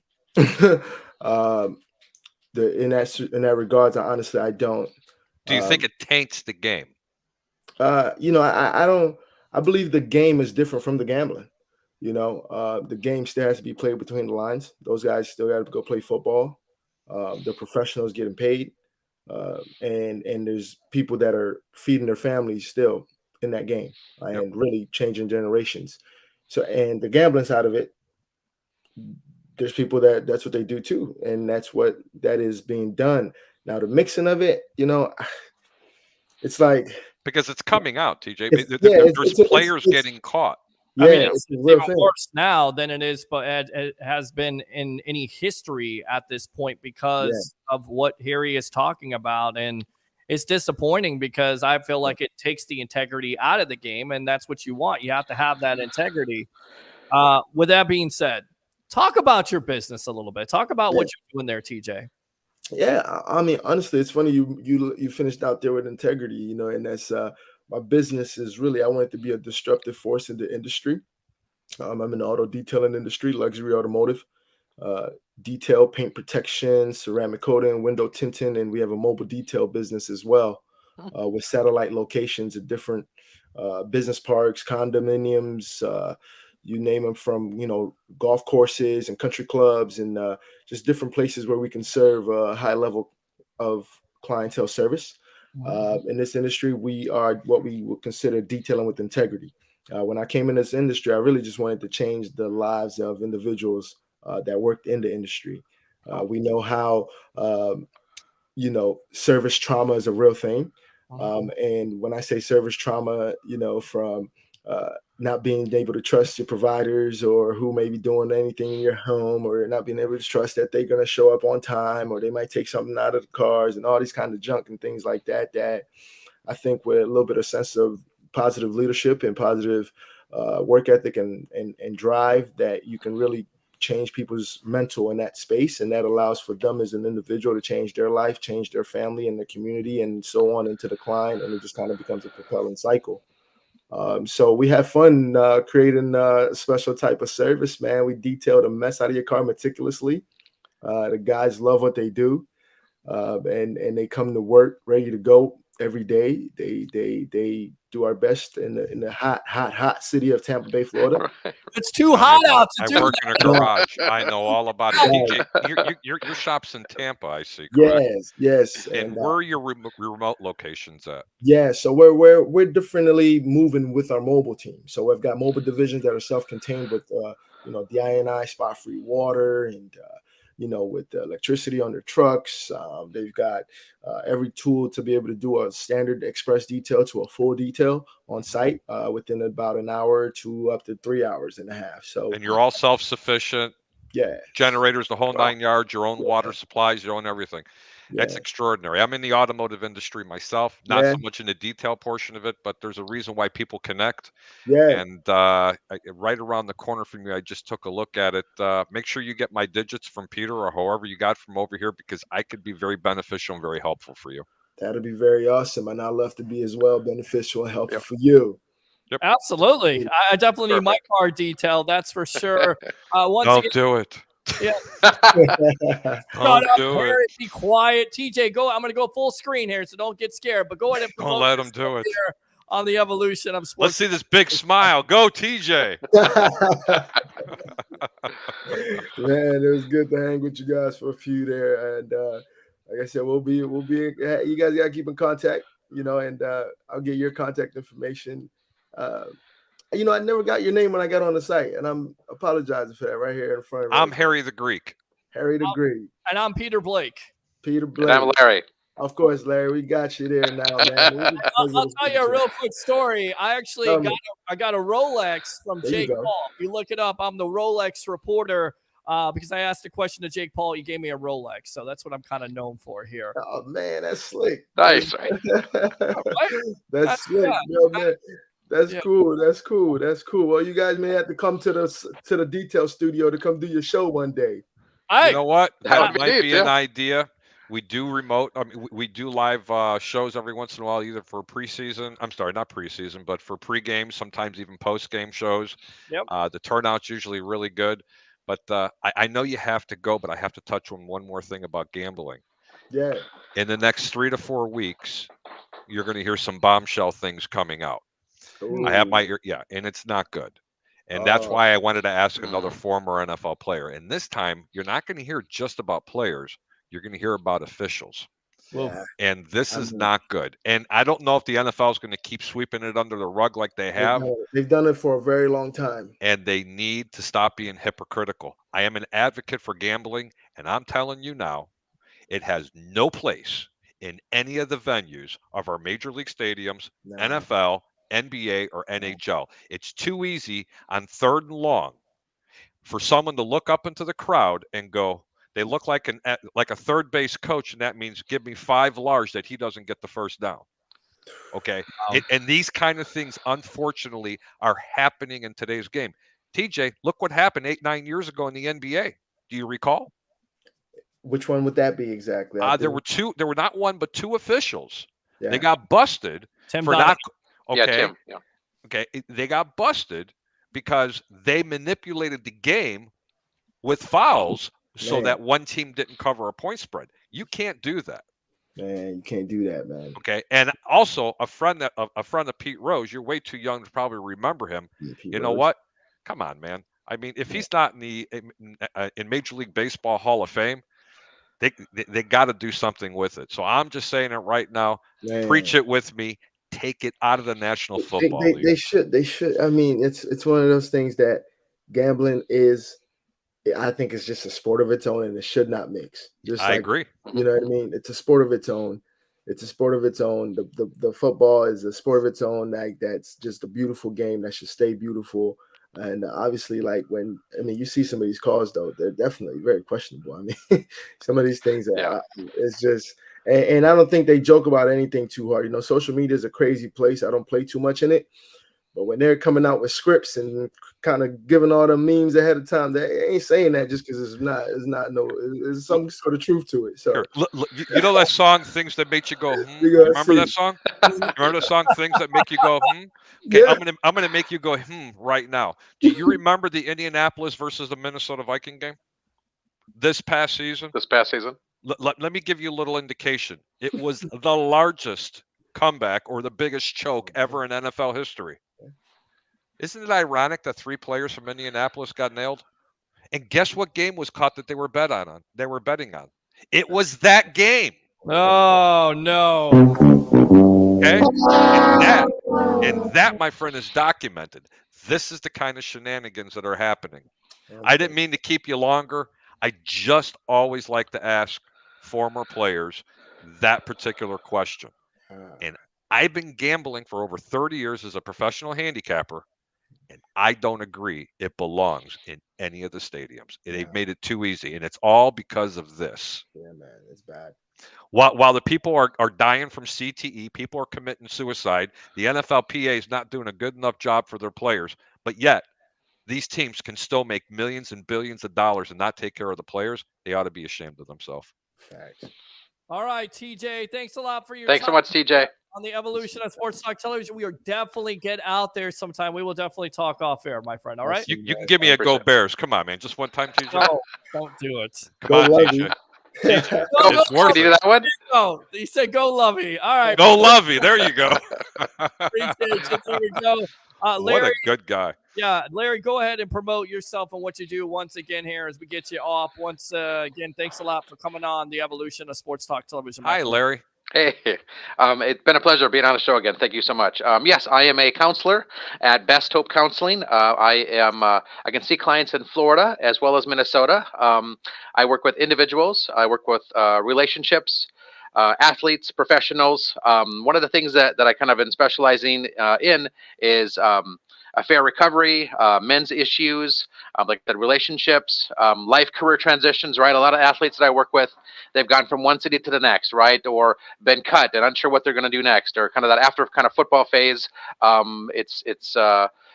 come to me. So we talk about what it is that can kind of use some of those skills and those strengths to kind of transfer some of those playing days, right, to whatever it may be, like TJ did as far as his business, right? So please contact me. Love to help you out, like I said. My number is 727-946-1346. Again, 727-946-1346. And my website is besthopecounseling.com, besthopecounseling.com. And I'd love to hear from you guys. Thanks so much. All right, Larry, there you go. are awesome, man. Thank you guys so much. Have a great night. Take care. Appreciate it. There you go, Larry Baumgartner of Best Hope Counseling. Harry the Greek. I will come back in here really quick. We'll go out to Mark Mancini because we're about to do our. Oh, the Mancini brothers are coming. Well, wow, look at you guys, man. I got to tell you, we're going to miss Ralph today. He's going to get a cortisone shot probably in his rear tomorrow. I don't know, but he's Oh, no. Yeah. So This guy sucks. we're praying for him, but I made a prediction on a show yesterday, and they said, Mancini, we're going to hold you to that. I said, you can hold me to that. I stay very consistent across the board. The Green Bay Packers will have the worst record in the NFL this year. Wow. I got them the third And worst. Harry, And Mark, you say know it, bro. I love you. Say it, brother. I Go told ahead. Danielle Orsino, and we got to get her on this show. I said, my brother Harry Berg, his Bears will be a close second to those Packers. What? You're never going to Peter, not win with Justin Fields. Peter Blake. Yes. Peter, off with his head now. All right, Mark, I'll see you in a little bit here. Stand by. Well, we're about to go out to turnbuckle talk, so I know that. Turnbuckle talk. Yeah, stick to Brewster. It's my favorite time. Who's your favorite wrestler right now? Mark Mancini. Okay, there you go. I'm tired of you. I'm done with you. Go ahead and promote yourself. I miss you, buddy. I got to see you again. Go ahead and promote yourself here on the Evolution of Sports Talk Television. Ladies and gentlemen, thank you so much for having me on again. Thanks for tuning in and putting up with my shenanigans. I'll tell you what, they do run some great interviews live right here on the sports web. You can't get it any better. You're getting the opinions. You're getting honest feedback. We're talking about just insignificant things. That's what this is all about. But you know what you are getting? The best news and coverage about your Tampa Bay Buccaneers and other teams around the National Football League. Real soon, you're going to start getting your picks again. It's football season, baby. Let's go make some money with the Greek this year again. You can catch me on 1252 Sports. Primarily, you will see me on the sports web right here live with Peter Blake as his co-host when I'm not having to play poker. Remember, keep your bets low and your returns high. I'm Harry the Greek. Have a good night. There you go, Harry the Greek, professional handicapper extraordinaire on 1252 Chicago Sports. Opa! There we go. Get you out of here on that. Let's go ahead and take a quick commercial break. But when we come back, your favorite segment, guys, if you love WWE action, AEW action, professional wrestling action, it's Turnbuckle Talk on the evolution of Sports Talk Television. Keep it locked. Are you an athlete or professional struggling with life or career transition? Life isn't always easy, but hope is always present. Best Hope Counseling will help you move forward. For nearly a decade, licensed marriage and family therapist Larry Baumgartner has helped clients empower change and discover solutions using a solution-focused therapy approach. Conversations will focus on what you desire to change, not just the problems that brought you into counseling. From anger to depression or other emotions, Best Hope Counseling is there for you. Contact Larry personally on his direct line at 727-946-1346. Again, 727-946-1346 for a telehealth appointment in Florida and Minnesota, or in person an appointment in Minnesota. Take time out and begin your game plan to reconnect, rebuild, and restore happiness in your life. BestHopeCounseling.com.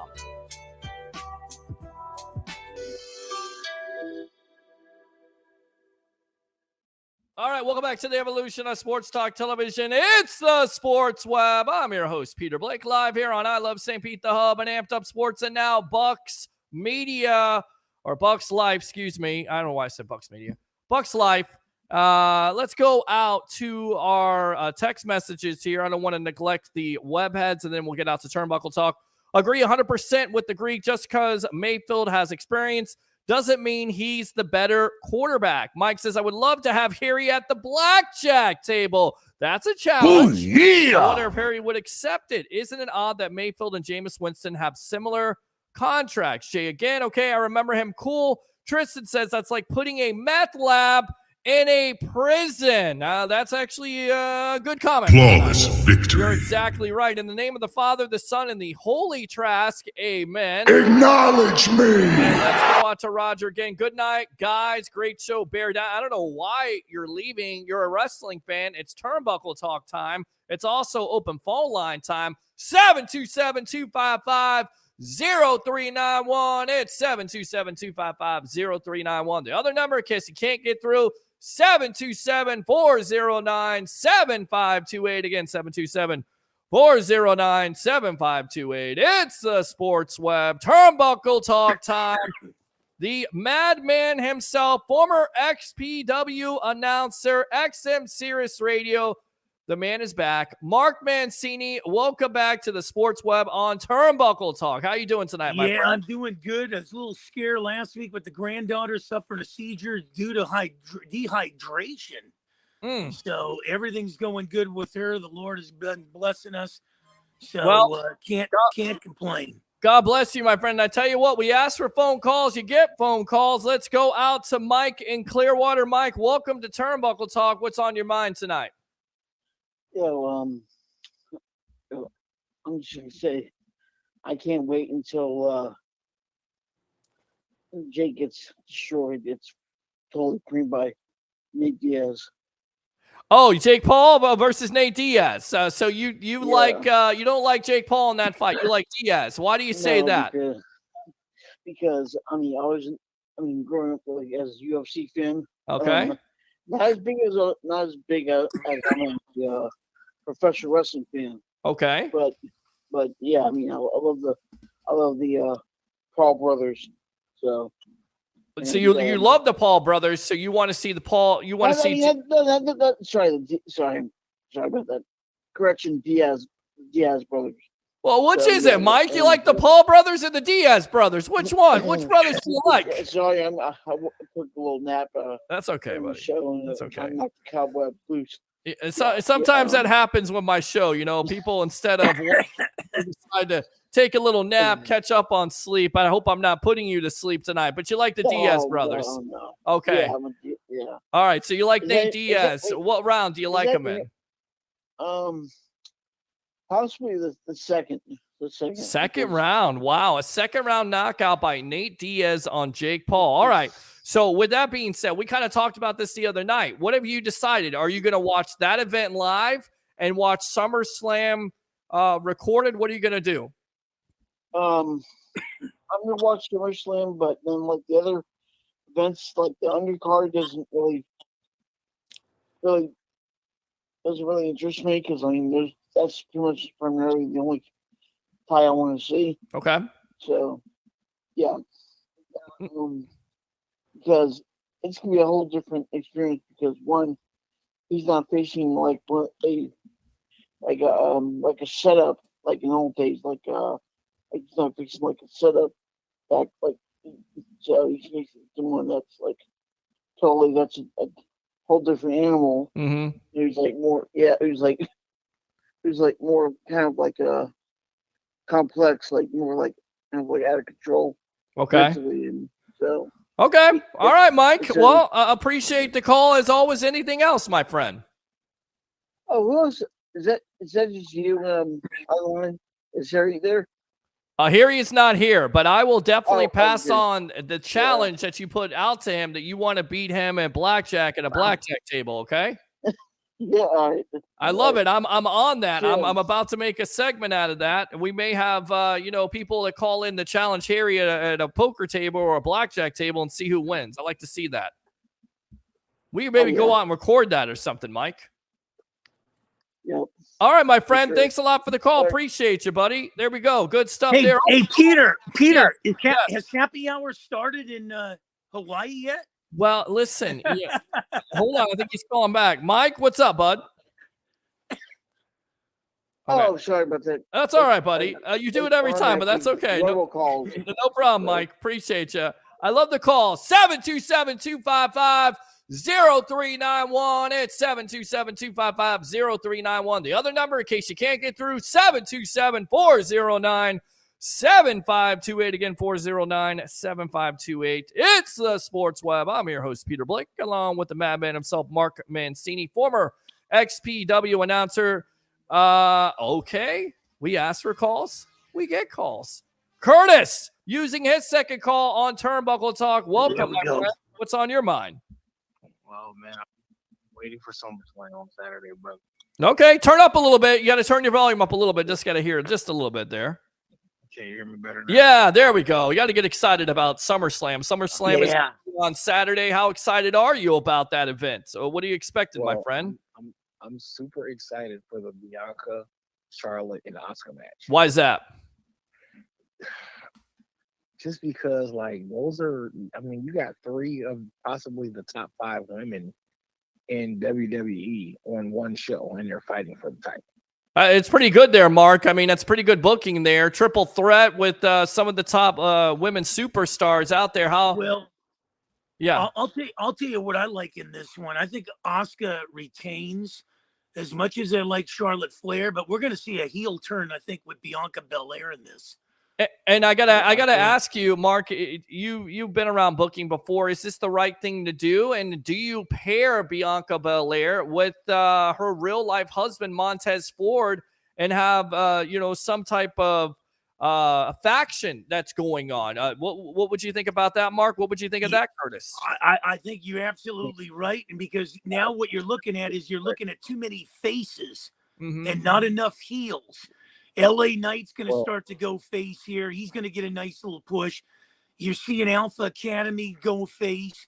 So there's not enough heels here. So I can see the Belair and Montez Ford duo trying. It's not going to be as big as a Judgment Day, but it's going to be pretty big where they have a little bit of a heel faction. Yeah, the Hurt Business, I think it should definitely come back. You have MVP there. You have Bobby Lashley, who's not doing anything. And you have a young superstar, Montez Ford.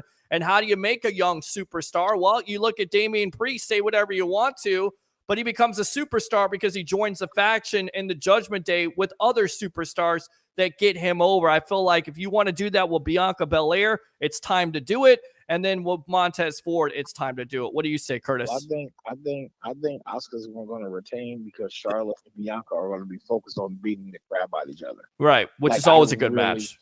I really think they're going to beat the crap out of each other. Mm-hmm. Like, seriously.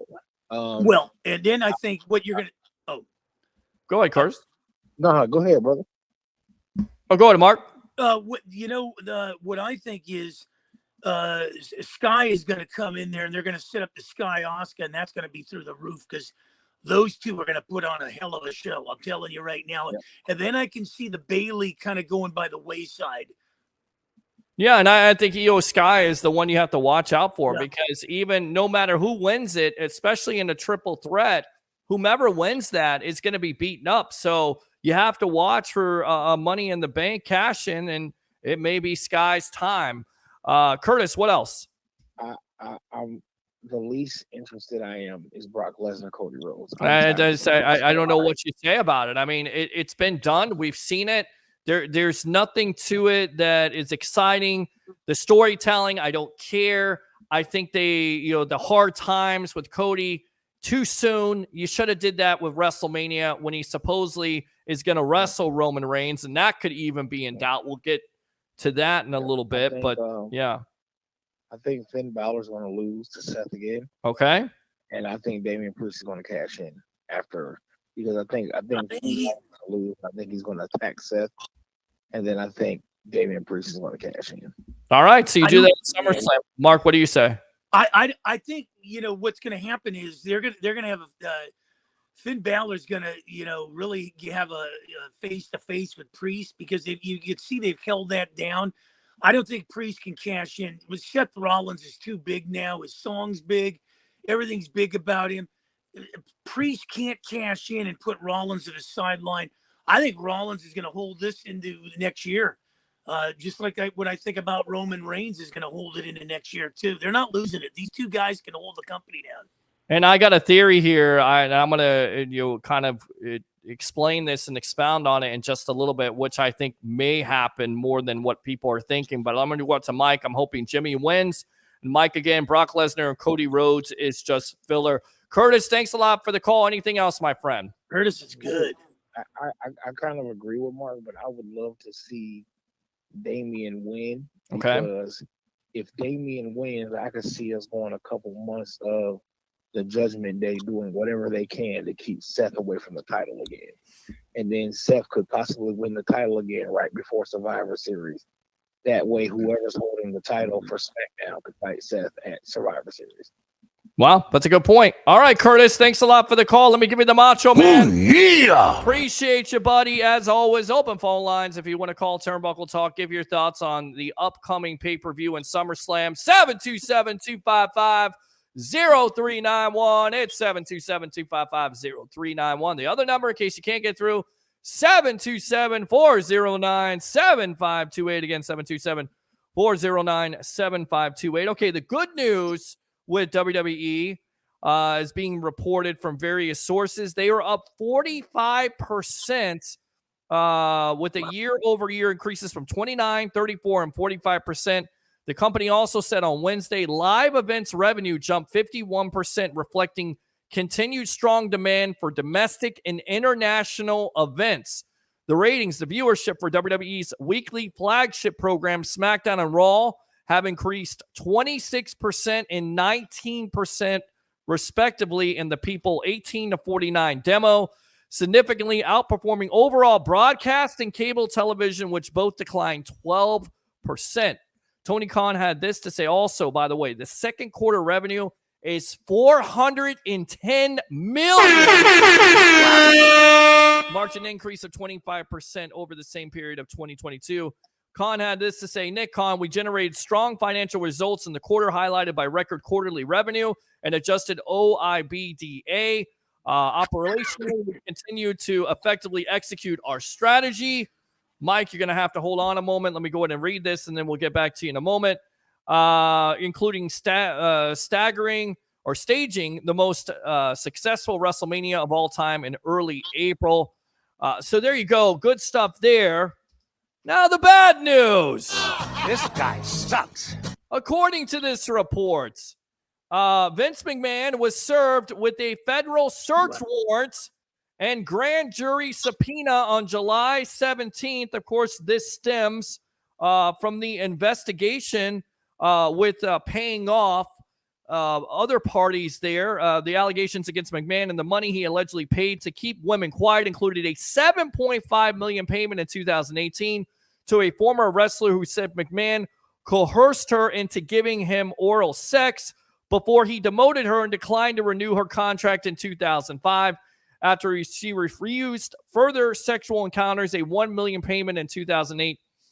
Khan had this to say: "We continue to fully cooperate with any investigation during Wednesday's investors call. Outside of that, we are not going to comment on any legal matter."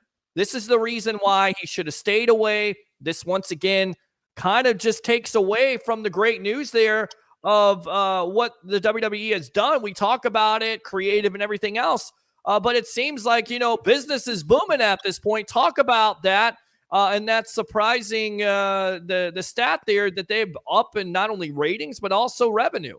Well, first of all, you bring up some interesting points, Peter. When you look at Vince McMahon, I mean, it kind of reminds me of these malcontents that get traded around the NFL at some phases. And everybody thinks they're going to change the guy. A leopard can't change his spots. And here's the problem: character over talent. And what I would have done was shown Vince McMahon the door. I don't care how much he meant to the company. Somebody else could have done it. Triple H could have done it. Stephanie could have done it. They should have left them. They bring this guy back, and this is what you got. The definition of an insanity is trying to do the same thing over and over and get different results. You got the same results with this guy. You got to move on. As far as the Raw and everything, the ratings are high. I can't sit there and, to be honest, and watch Raw for 3 hours. I can't get enough of SmackDown because it's perfect. But Peter, I don't know. I can't watch that last hour. I mean, that last hour just seems, and Raw seems to be more of a story. SmackDown's exciting, man. Maybe it's more the talents are over there.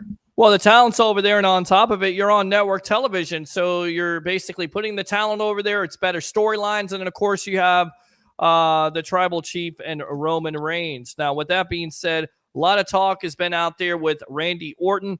He's reportedly in early stages of preparing to return to the ring for WWE after undergoing back surgery last year. According to Fightful Select, Orton hasn't yet been cleared for in-ring action and isn't taking bumps, but he is lifting weights, which has helped him to get huge. Now, Fightful noted that Orton underwent a lower back fusion in May of 2022, and while doctors have advised against a return to wrestling, the Viper is reportedly planning to resume his in-ring career nonetheless. They've also said, Orton being 43, that right now WWE Creative has no plans for him. He's a 14-time title holder. He doesn't have anything left to prove. Is this intelligent on Orton's part to come back? Because there could be a serious injury there with the lower back fusion, because, reading more and more, wrestlers don't get this type of surgery and come back 100%. In fact, they're never the same again. Why even take the chance? Because there's a possibility it could end up worse, right? Well, yeah, you can get paralyzed too. That would be the big thing as far as, you start screwing around with the back, you do the back surgery. To me, I think 800 Motrin would be the best thing. Yeah, you're going to get that pain, but back surgery, hey, when you get back surgery, they can't promise you anything either. So, but if it's, he's been successful with it, he wants to come back. I don't know, maybe put him in manager role. But you know what? He's got the mic skills. He could do whatever he wants. He's better than half the faction out there anyhow. So, yeah, I would. It'd be interesting to see, does he come back with Riddle? Is he a face still? Or does he become a heel coming back and turn on Riddle? And you kind of wonder if it takes him some years to come back. I always think of Edge, right? I mean, how many years was he gone? Like nearly 8 years or 10 years. He had a neck injury, and then he finally got cleared, and he came back and had a little run, and now it's kind of winding down. I mean, maybe there's somewhere there, but I really don't understand. I get he needs to wrestle, and probably this is his livelihood, and he wants to still do it. But what do you have to prove? And if doctors are saying in so many words, they don't want him to come back, no, maybe he should take that advice. I'm just saying, before something bad really happens. Now, this was the other story that was kind of big to me, and I want you to pay attention to this. Roman Reigns was asked on ESPN's First Take on Tuesday about SummerSlam, and of course, Jey Uso. He was asked on First Take if The Rock or anyone else could put a stop to his dominance, and Reigns said the following. Now, keep in mind, he mentioned The Rock, and I know what you're thinking. When you mention The Rock, usually wrestling is foreshadowing of something to come. This is why I think they may switch off, and I'll get back to that in a moment. Said, I don't see it. That's what this year has been. People coming from all over. Brock Lesnar, John Cena, they come from Hollywood. They come from other sports. Logan Paul, it doesn't matter anymore. It doesn't matter anymore. He's quoting The Rock. He's making fun of The Rock in this basic, I guess. Tongue-in-cheek plateau. Well, no, he's basically cutting a promo. And he's foreshadowing The Rock. It doesn't matter anymore. I'm head and shoulders above everyone. It's not even funny anymore. Reigns has faced and beaten many of the top WWE superstars.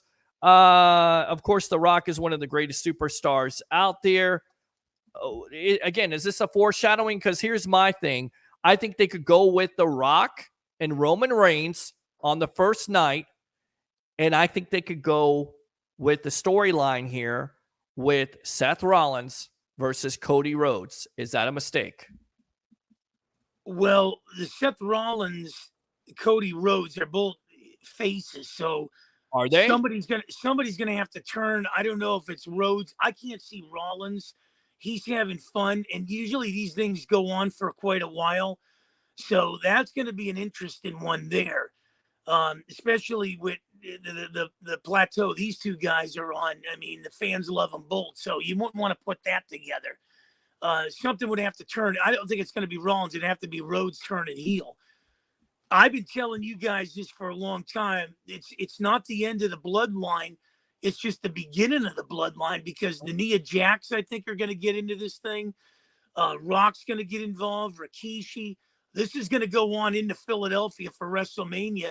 And, the funny thing about it is I try to pick up things. Used to be these WrestleMania tickets would go on sale in November. These WrestleMania tickets are going on in 2 weeks for Philadelphia. Yeah. So they're building up something.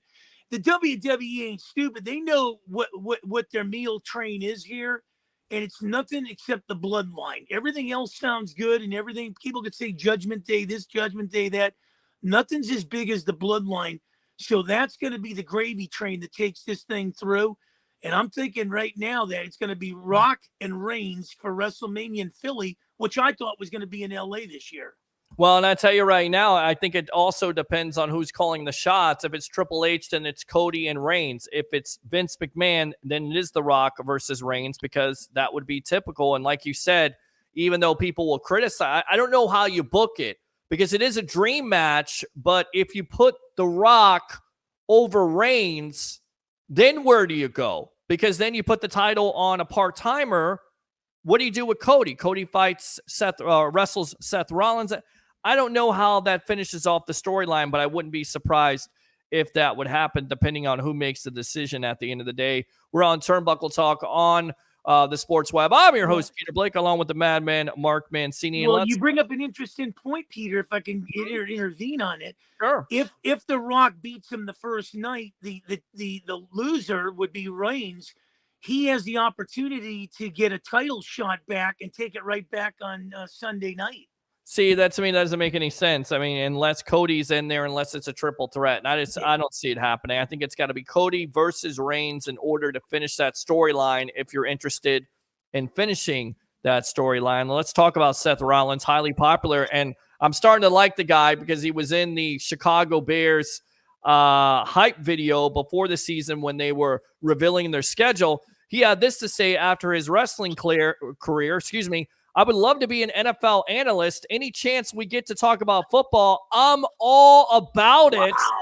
Obviously, I've got ways to go in wrestling. I'm hitting my prime right now, just hitting my stride. I got some time, but I would love to parlay into working in the NFL in some capacity. I'm just such a fan. It's one of my other real passions that I have time for. If anybody wants to have me on their show, I would love it. Rollins, of course, is best known celebrity fans of the Chicago Bears. I had to play it, because I'm a part of 12. Can you imagine getting him on this show, man? He wants to get on a show, man. Let him get on the show that's sweeping the country. That would go through the roof. I would love to. And Rollins, he made his way in business, of course, made his way through the business, earned his ways, earned everything he's gotten. I mean, he's one of the most over superstars right now. Talk about Mr. Seth Rollins. Oh, yeah. Monday Night Rollins, the Davenport, Iowa guy, I believe. Yep. And it's just amazing how far he's come. And the whole Shield thing, until that whole thing when, he turned on the Shield to where he's come back now. And, a guy that can wrestle and a guy that can talk. He can not only walk the walk, he can talk the talk. So that's a big plus in his thing. And I think this is the highest point of his career now, other than the Shield, because the song and everything seem to be swaying in his favor. And I'm telling you, man, he's right there. I mean, he's in the top 3 of all the wrestlers in the last decade, I would think. Yeah, he definitely is. And, it's just his character. When he came out, didn't necessarily get over. Of course, he was with the Shield with Roman Reigns. And I'm trying to Dean Ambrose now. Yeah. Ambrose Asylum. Yes, the Ambrose Asylum, exactly. All right, so AEW had some news tonight as Tony Khan announced that the Elite have renewed their contracts with All Elite Wrestling. Sports Illustrated has learned Kenny Omega, the Young Bucks, Matt Jackson, and Nick Jackson, and Hangman Adam Page each signed multi-year deals, ensuring the AEW will remain elite. Khan had this to say, Tony, not Nick. The Elite have been so important to the launch of AEW, with the Young Bucks going all in when I first approached them in 2018 about my dream to create an international pro wrestling promotion. Shortly after that, their partners and closest friends, Kenny Omega, Hangman, Adam Page, joined us to formally launch All Elite Wrestling. All 4 of them have been instrumental in AEW's success from the very first episode of Dynamite in 2019 through the present day. Now we celebrate the 200th episode of Dynamite. Your thoughts? Mistake by Kenny Omega, definitely over right now. Great match with Ospreay there. Should he have jumped to WWE and Triple H, or was this the right decision for him and the Elite going forward with AEW? I think it was the right decision, because once you get into WWE, they prop you up for 15 minutes. It's like, a car chase, and then you fall out of favor. Look at everybody that's made the jump, and we've seen this before, but the marketing, it just falls off a cliff. Look at the guys that have made the transformation over. We've seen the Keith Lees. We've seen the Omos's. We've seen these kind of guys. Now we're seeing the Grayson Wallers.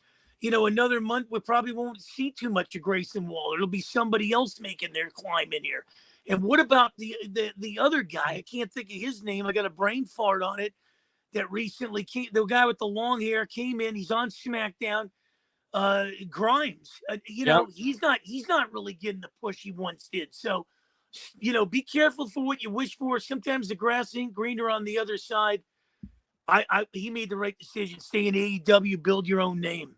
And I think you're kind of right about that. And AEW needed all those wrestlers in order to go forward and compete versus the WWE. Now, one wrestler, a WWE Hall of Famer, may be coming back to AEW to wrestle, of course, Jack Perry, who, of course, is the son. Now he's the FTW champion because he defeated Hook. He's also been bad-mouthing the ECW originals, and that would be Mr. Rob Van Dam. What would you think of this match? Because this may be happening. I mean, does this get Perry over? Is this something you're looking forward to? Van Dam certainly can still go. He's a little up there in age, but is this what Jack Perry needs to get over with the crowd, with him being a heel right now as the FTW champion, in your opinion? Yeah, I got to meet Rob Van Dam, and man, I love that whole slogan, Rob Van Dam. And effing show. Yeah, and the thing with him is, you're right, he's a little older, but this might be the push to get one of those young guys over. So yeah, I've always liked Rob Van Dam. Well, and then it was announced tonight in AEW that it will be Adam Cole versus MJF. They had their storyline as being a tag team, hugging it out. How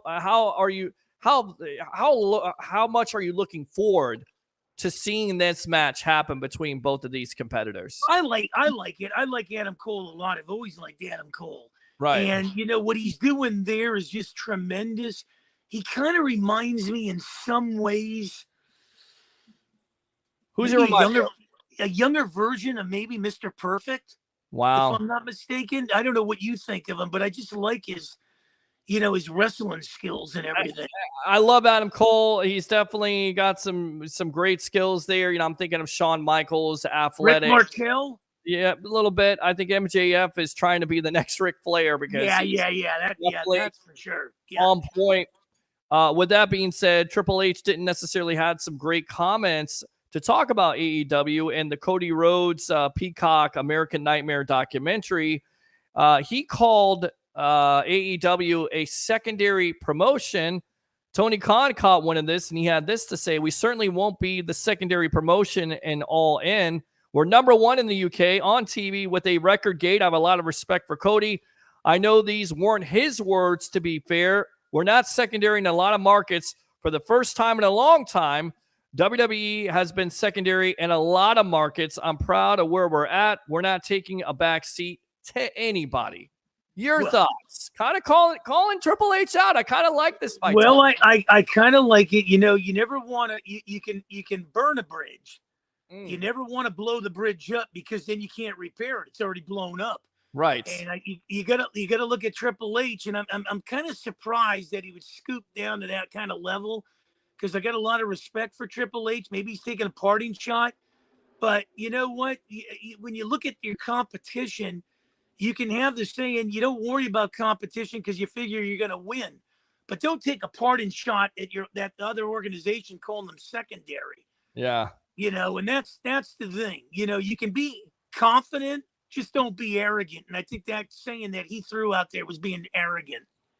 Absolutely being arrogant. It's always good to have you back, Madman. I know it was on Dark Side of the Ring last night, the 2000 WCW situation where it was Bash at the Beach, where Hogan or Jarrett lays down, Hogan pins him, and then the story was Hogan had creative ability.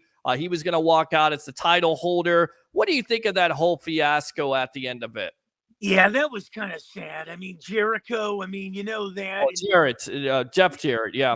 Yeah, Jeff Jarrett. With the whole thing with that one, it just, when you give the wrestler creative control, then it just takes it away. It kind of reminds me of the screw job in Montreal with Hart. They just leave a bad taste in your mouth when you give these, or it's kind of like and this is you had WrestleMania out here. Why wasn't LA Knight part of that? Maybe there was something that we don't know about behind the scenes. Correct. That kind of kept him out, because we've heard some reports that he's been bitter about the way he's being scheduled and everything.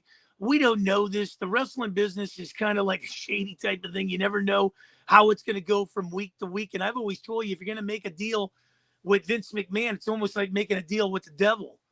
Well, it's he either likes you or he doesn't, and if he doesn't like your size, if he doesn't like the way you cut a promo, and it's his decision, it's not just Triple H's, then yeah, you may be on the back burner. But I think eventually, with the crowd and their response, he's going to get over. He's going to have a big part in WrestleMania coming up in the future. Mark Mancini, go ahead and promote yourself here, former XPW announcer on the Evolution of Sports Talk Television. Wow, I love this show each and every Wednesday. Glad I'm back in here this week. Prayers to Ralph, get him better so you can join us next week. XM 203, Series 217, WWD BAM 860 out of Philadelphia, Marianne and Sal. Pittsburgh Pirate Podcast with Tarek Brock, their first base coach. And Alex Berg, the San Francisco Giants bullpen guys, doing that show on Fridays. I'm just so blessed to be a part of a lot of great shows. Just goes to show you guys, it's never the goal, it's a journey. how you handle the journey through adversity and ups and downs will get you to your goal. Absolutely correct. And Christopher Cole has this parting shot. Go Cubs. I know you don't necessarily like this Pirates fan right there. Mark Mancini, thanks a lot for your time here on the Evolution. I love you, brother. Say hi to the mom and everybody, man. We will do, my friend. We'll see you next week here on the Sports Web Turnbuckle Same time, same channel, the Throwdown in Tampa. Love it. There you go. Mark Mancini, former XPW announcer. Thanks a lot to all the guests for the evening. Of course, the legend himself, Leo Haggerty, former Coach Scout and now media member of Night Sports Productions and Amped Up Sports. Harry the Greek, professional handicapper extraordinaire of 1252 Chicago Sports. Larry Baumgartner, counselor of Best Hope Counseling. TJ, I am not going to try to say his last name, former defensive end of the Tampa Bay Buccaneers. And, of course, Mr. Mark Mancini, former XPW announcer. Like and subscribe to the Sports Web on YouTube. Like I Love St. Pete, The Hub, Amped Up Sports, and, of course, Bucs Life. And do 3 things for me on this happy hump day edition of the evolution of Sports Talk Television, as football is right around the corner. It's coming, Bucs fans. Bring your passion, bring your excitement. Just don't bring any nonsense. I'm your host, Peter Blake, your Rolex reporter. What time is it? It's my time. And for fans of the Sports Web and Tampa Bay sports fans out there, it's your time. Have a great night and go Rays. We'll get them next game.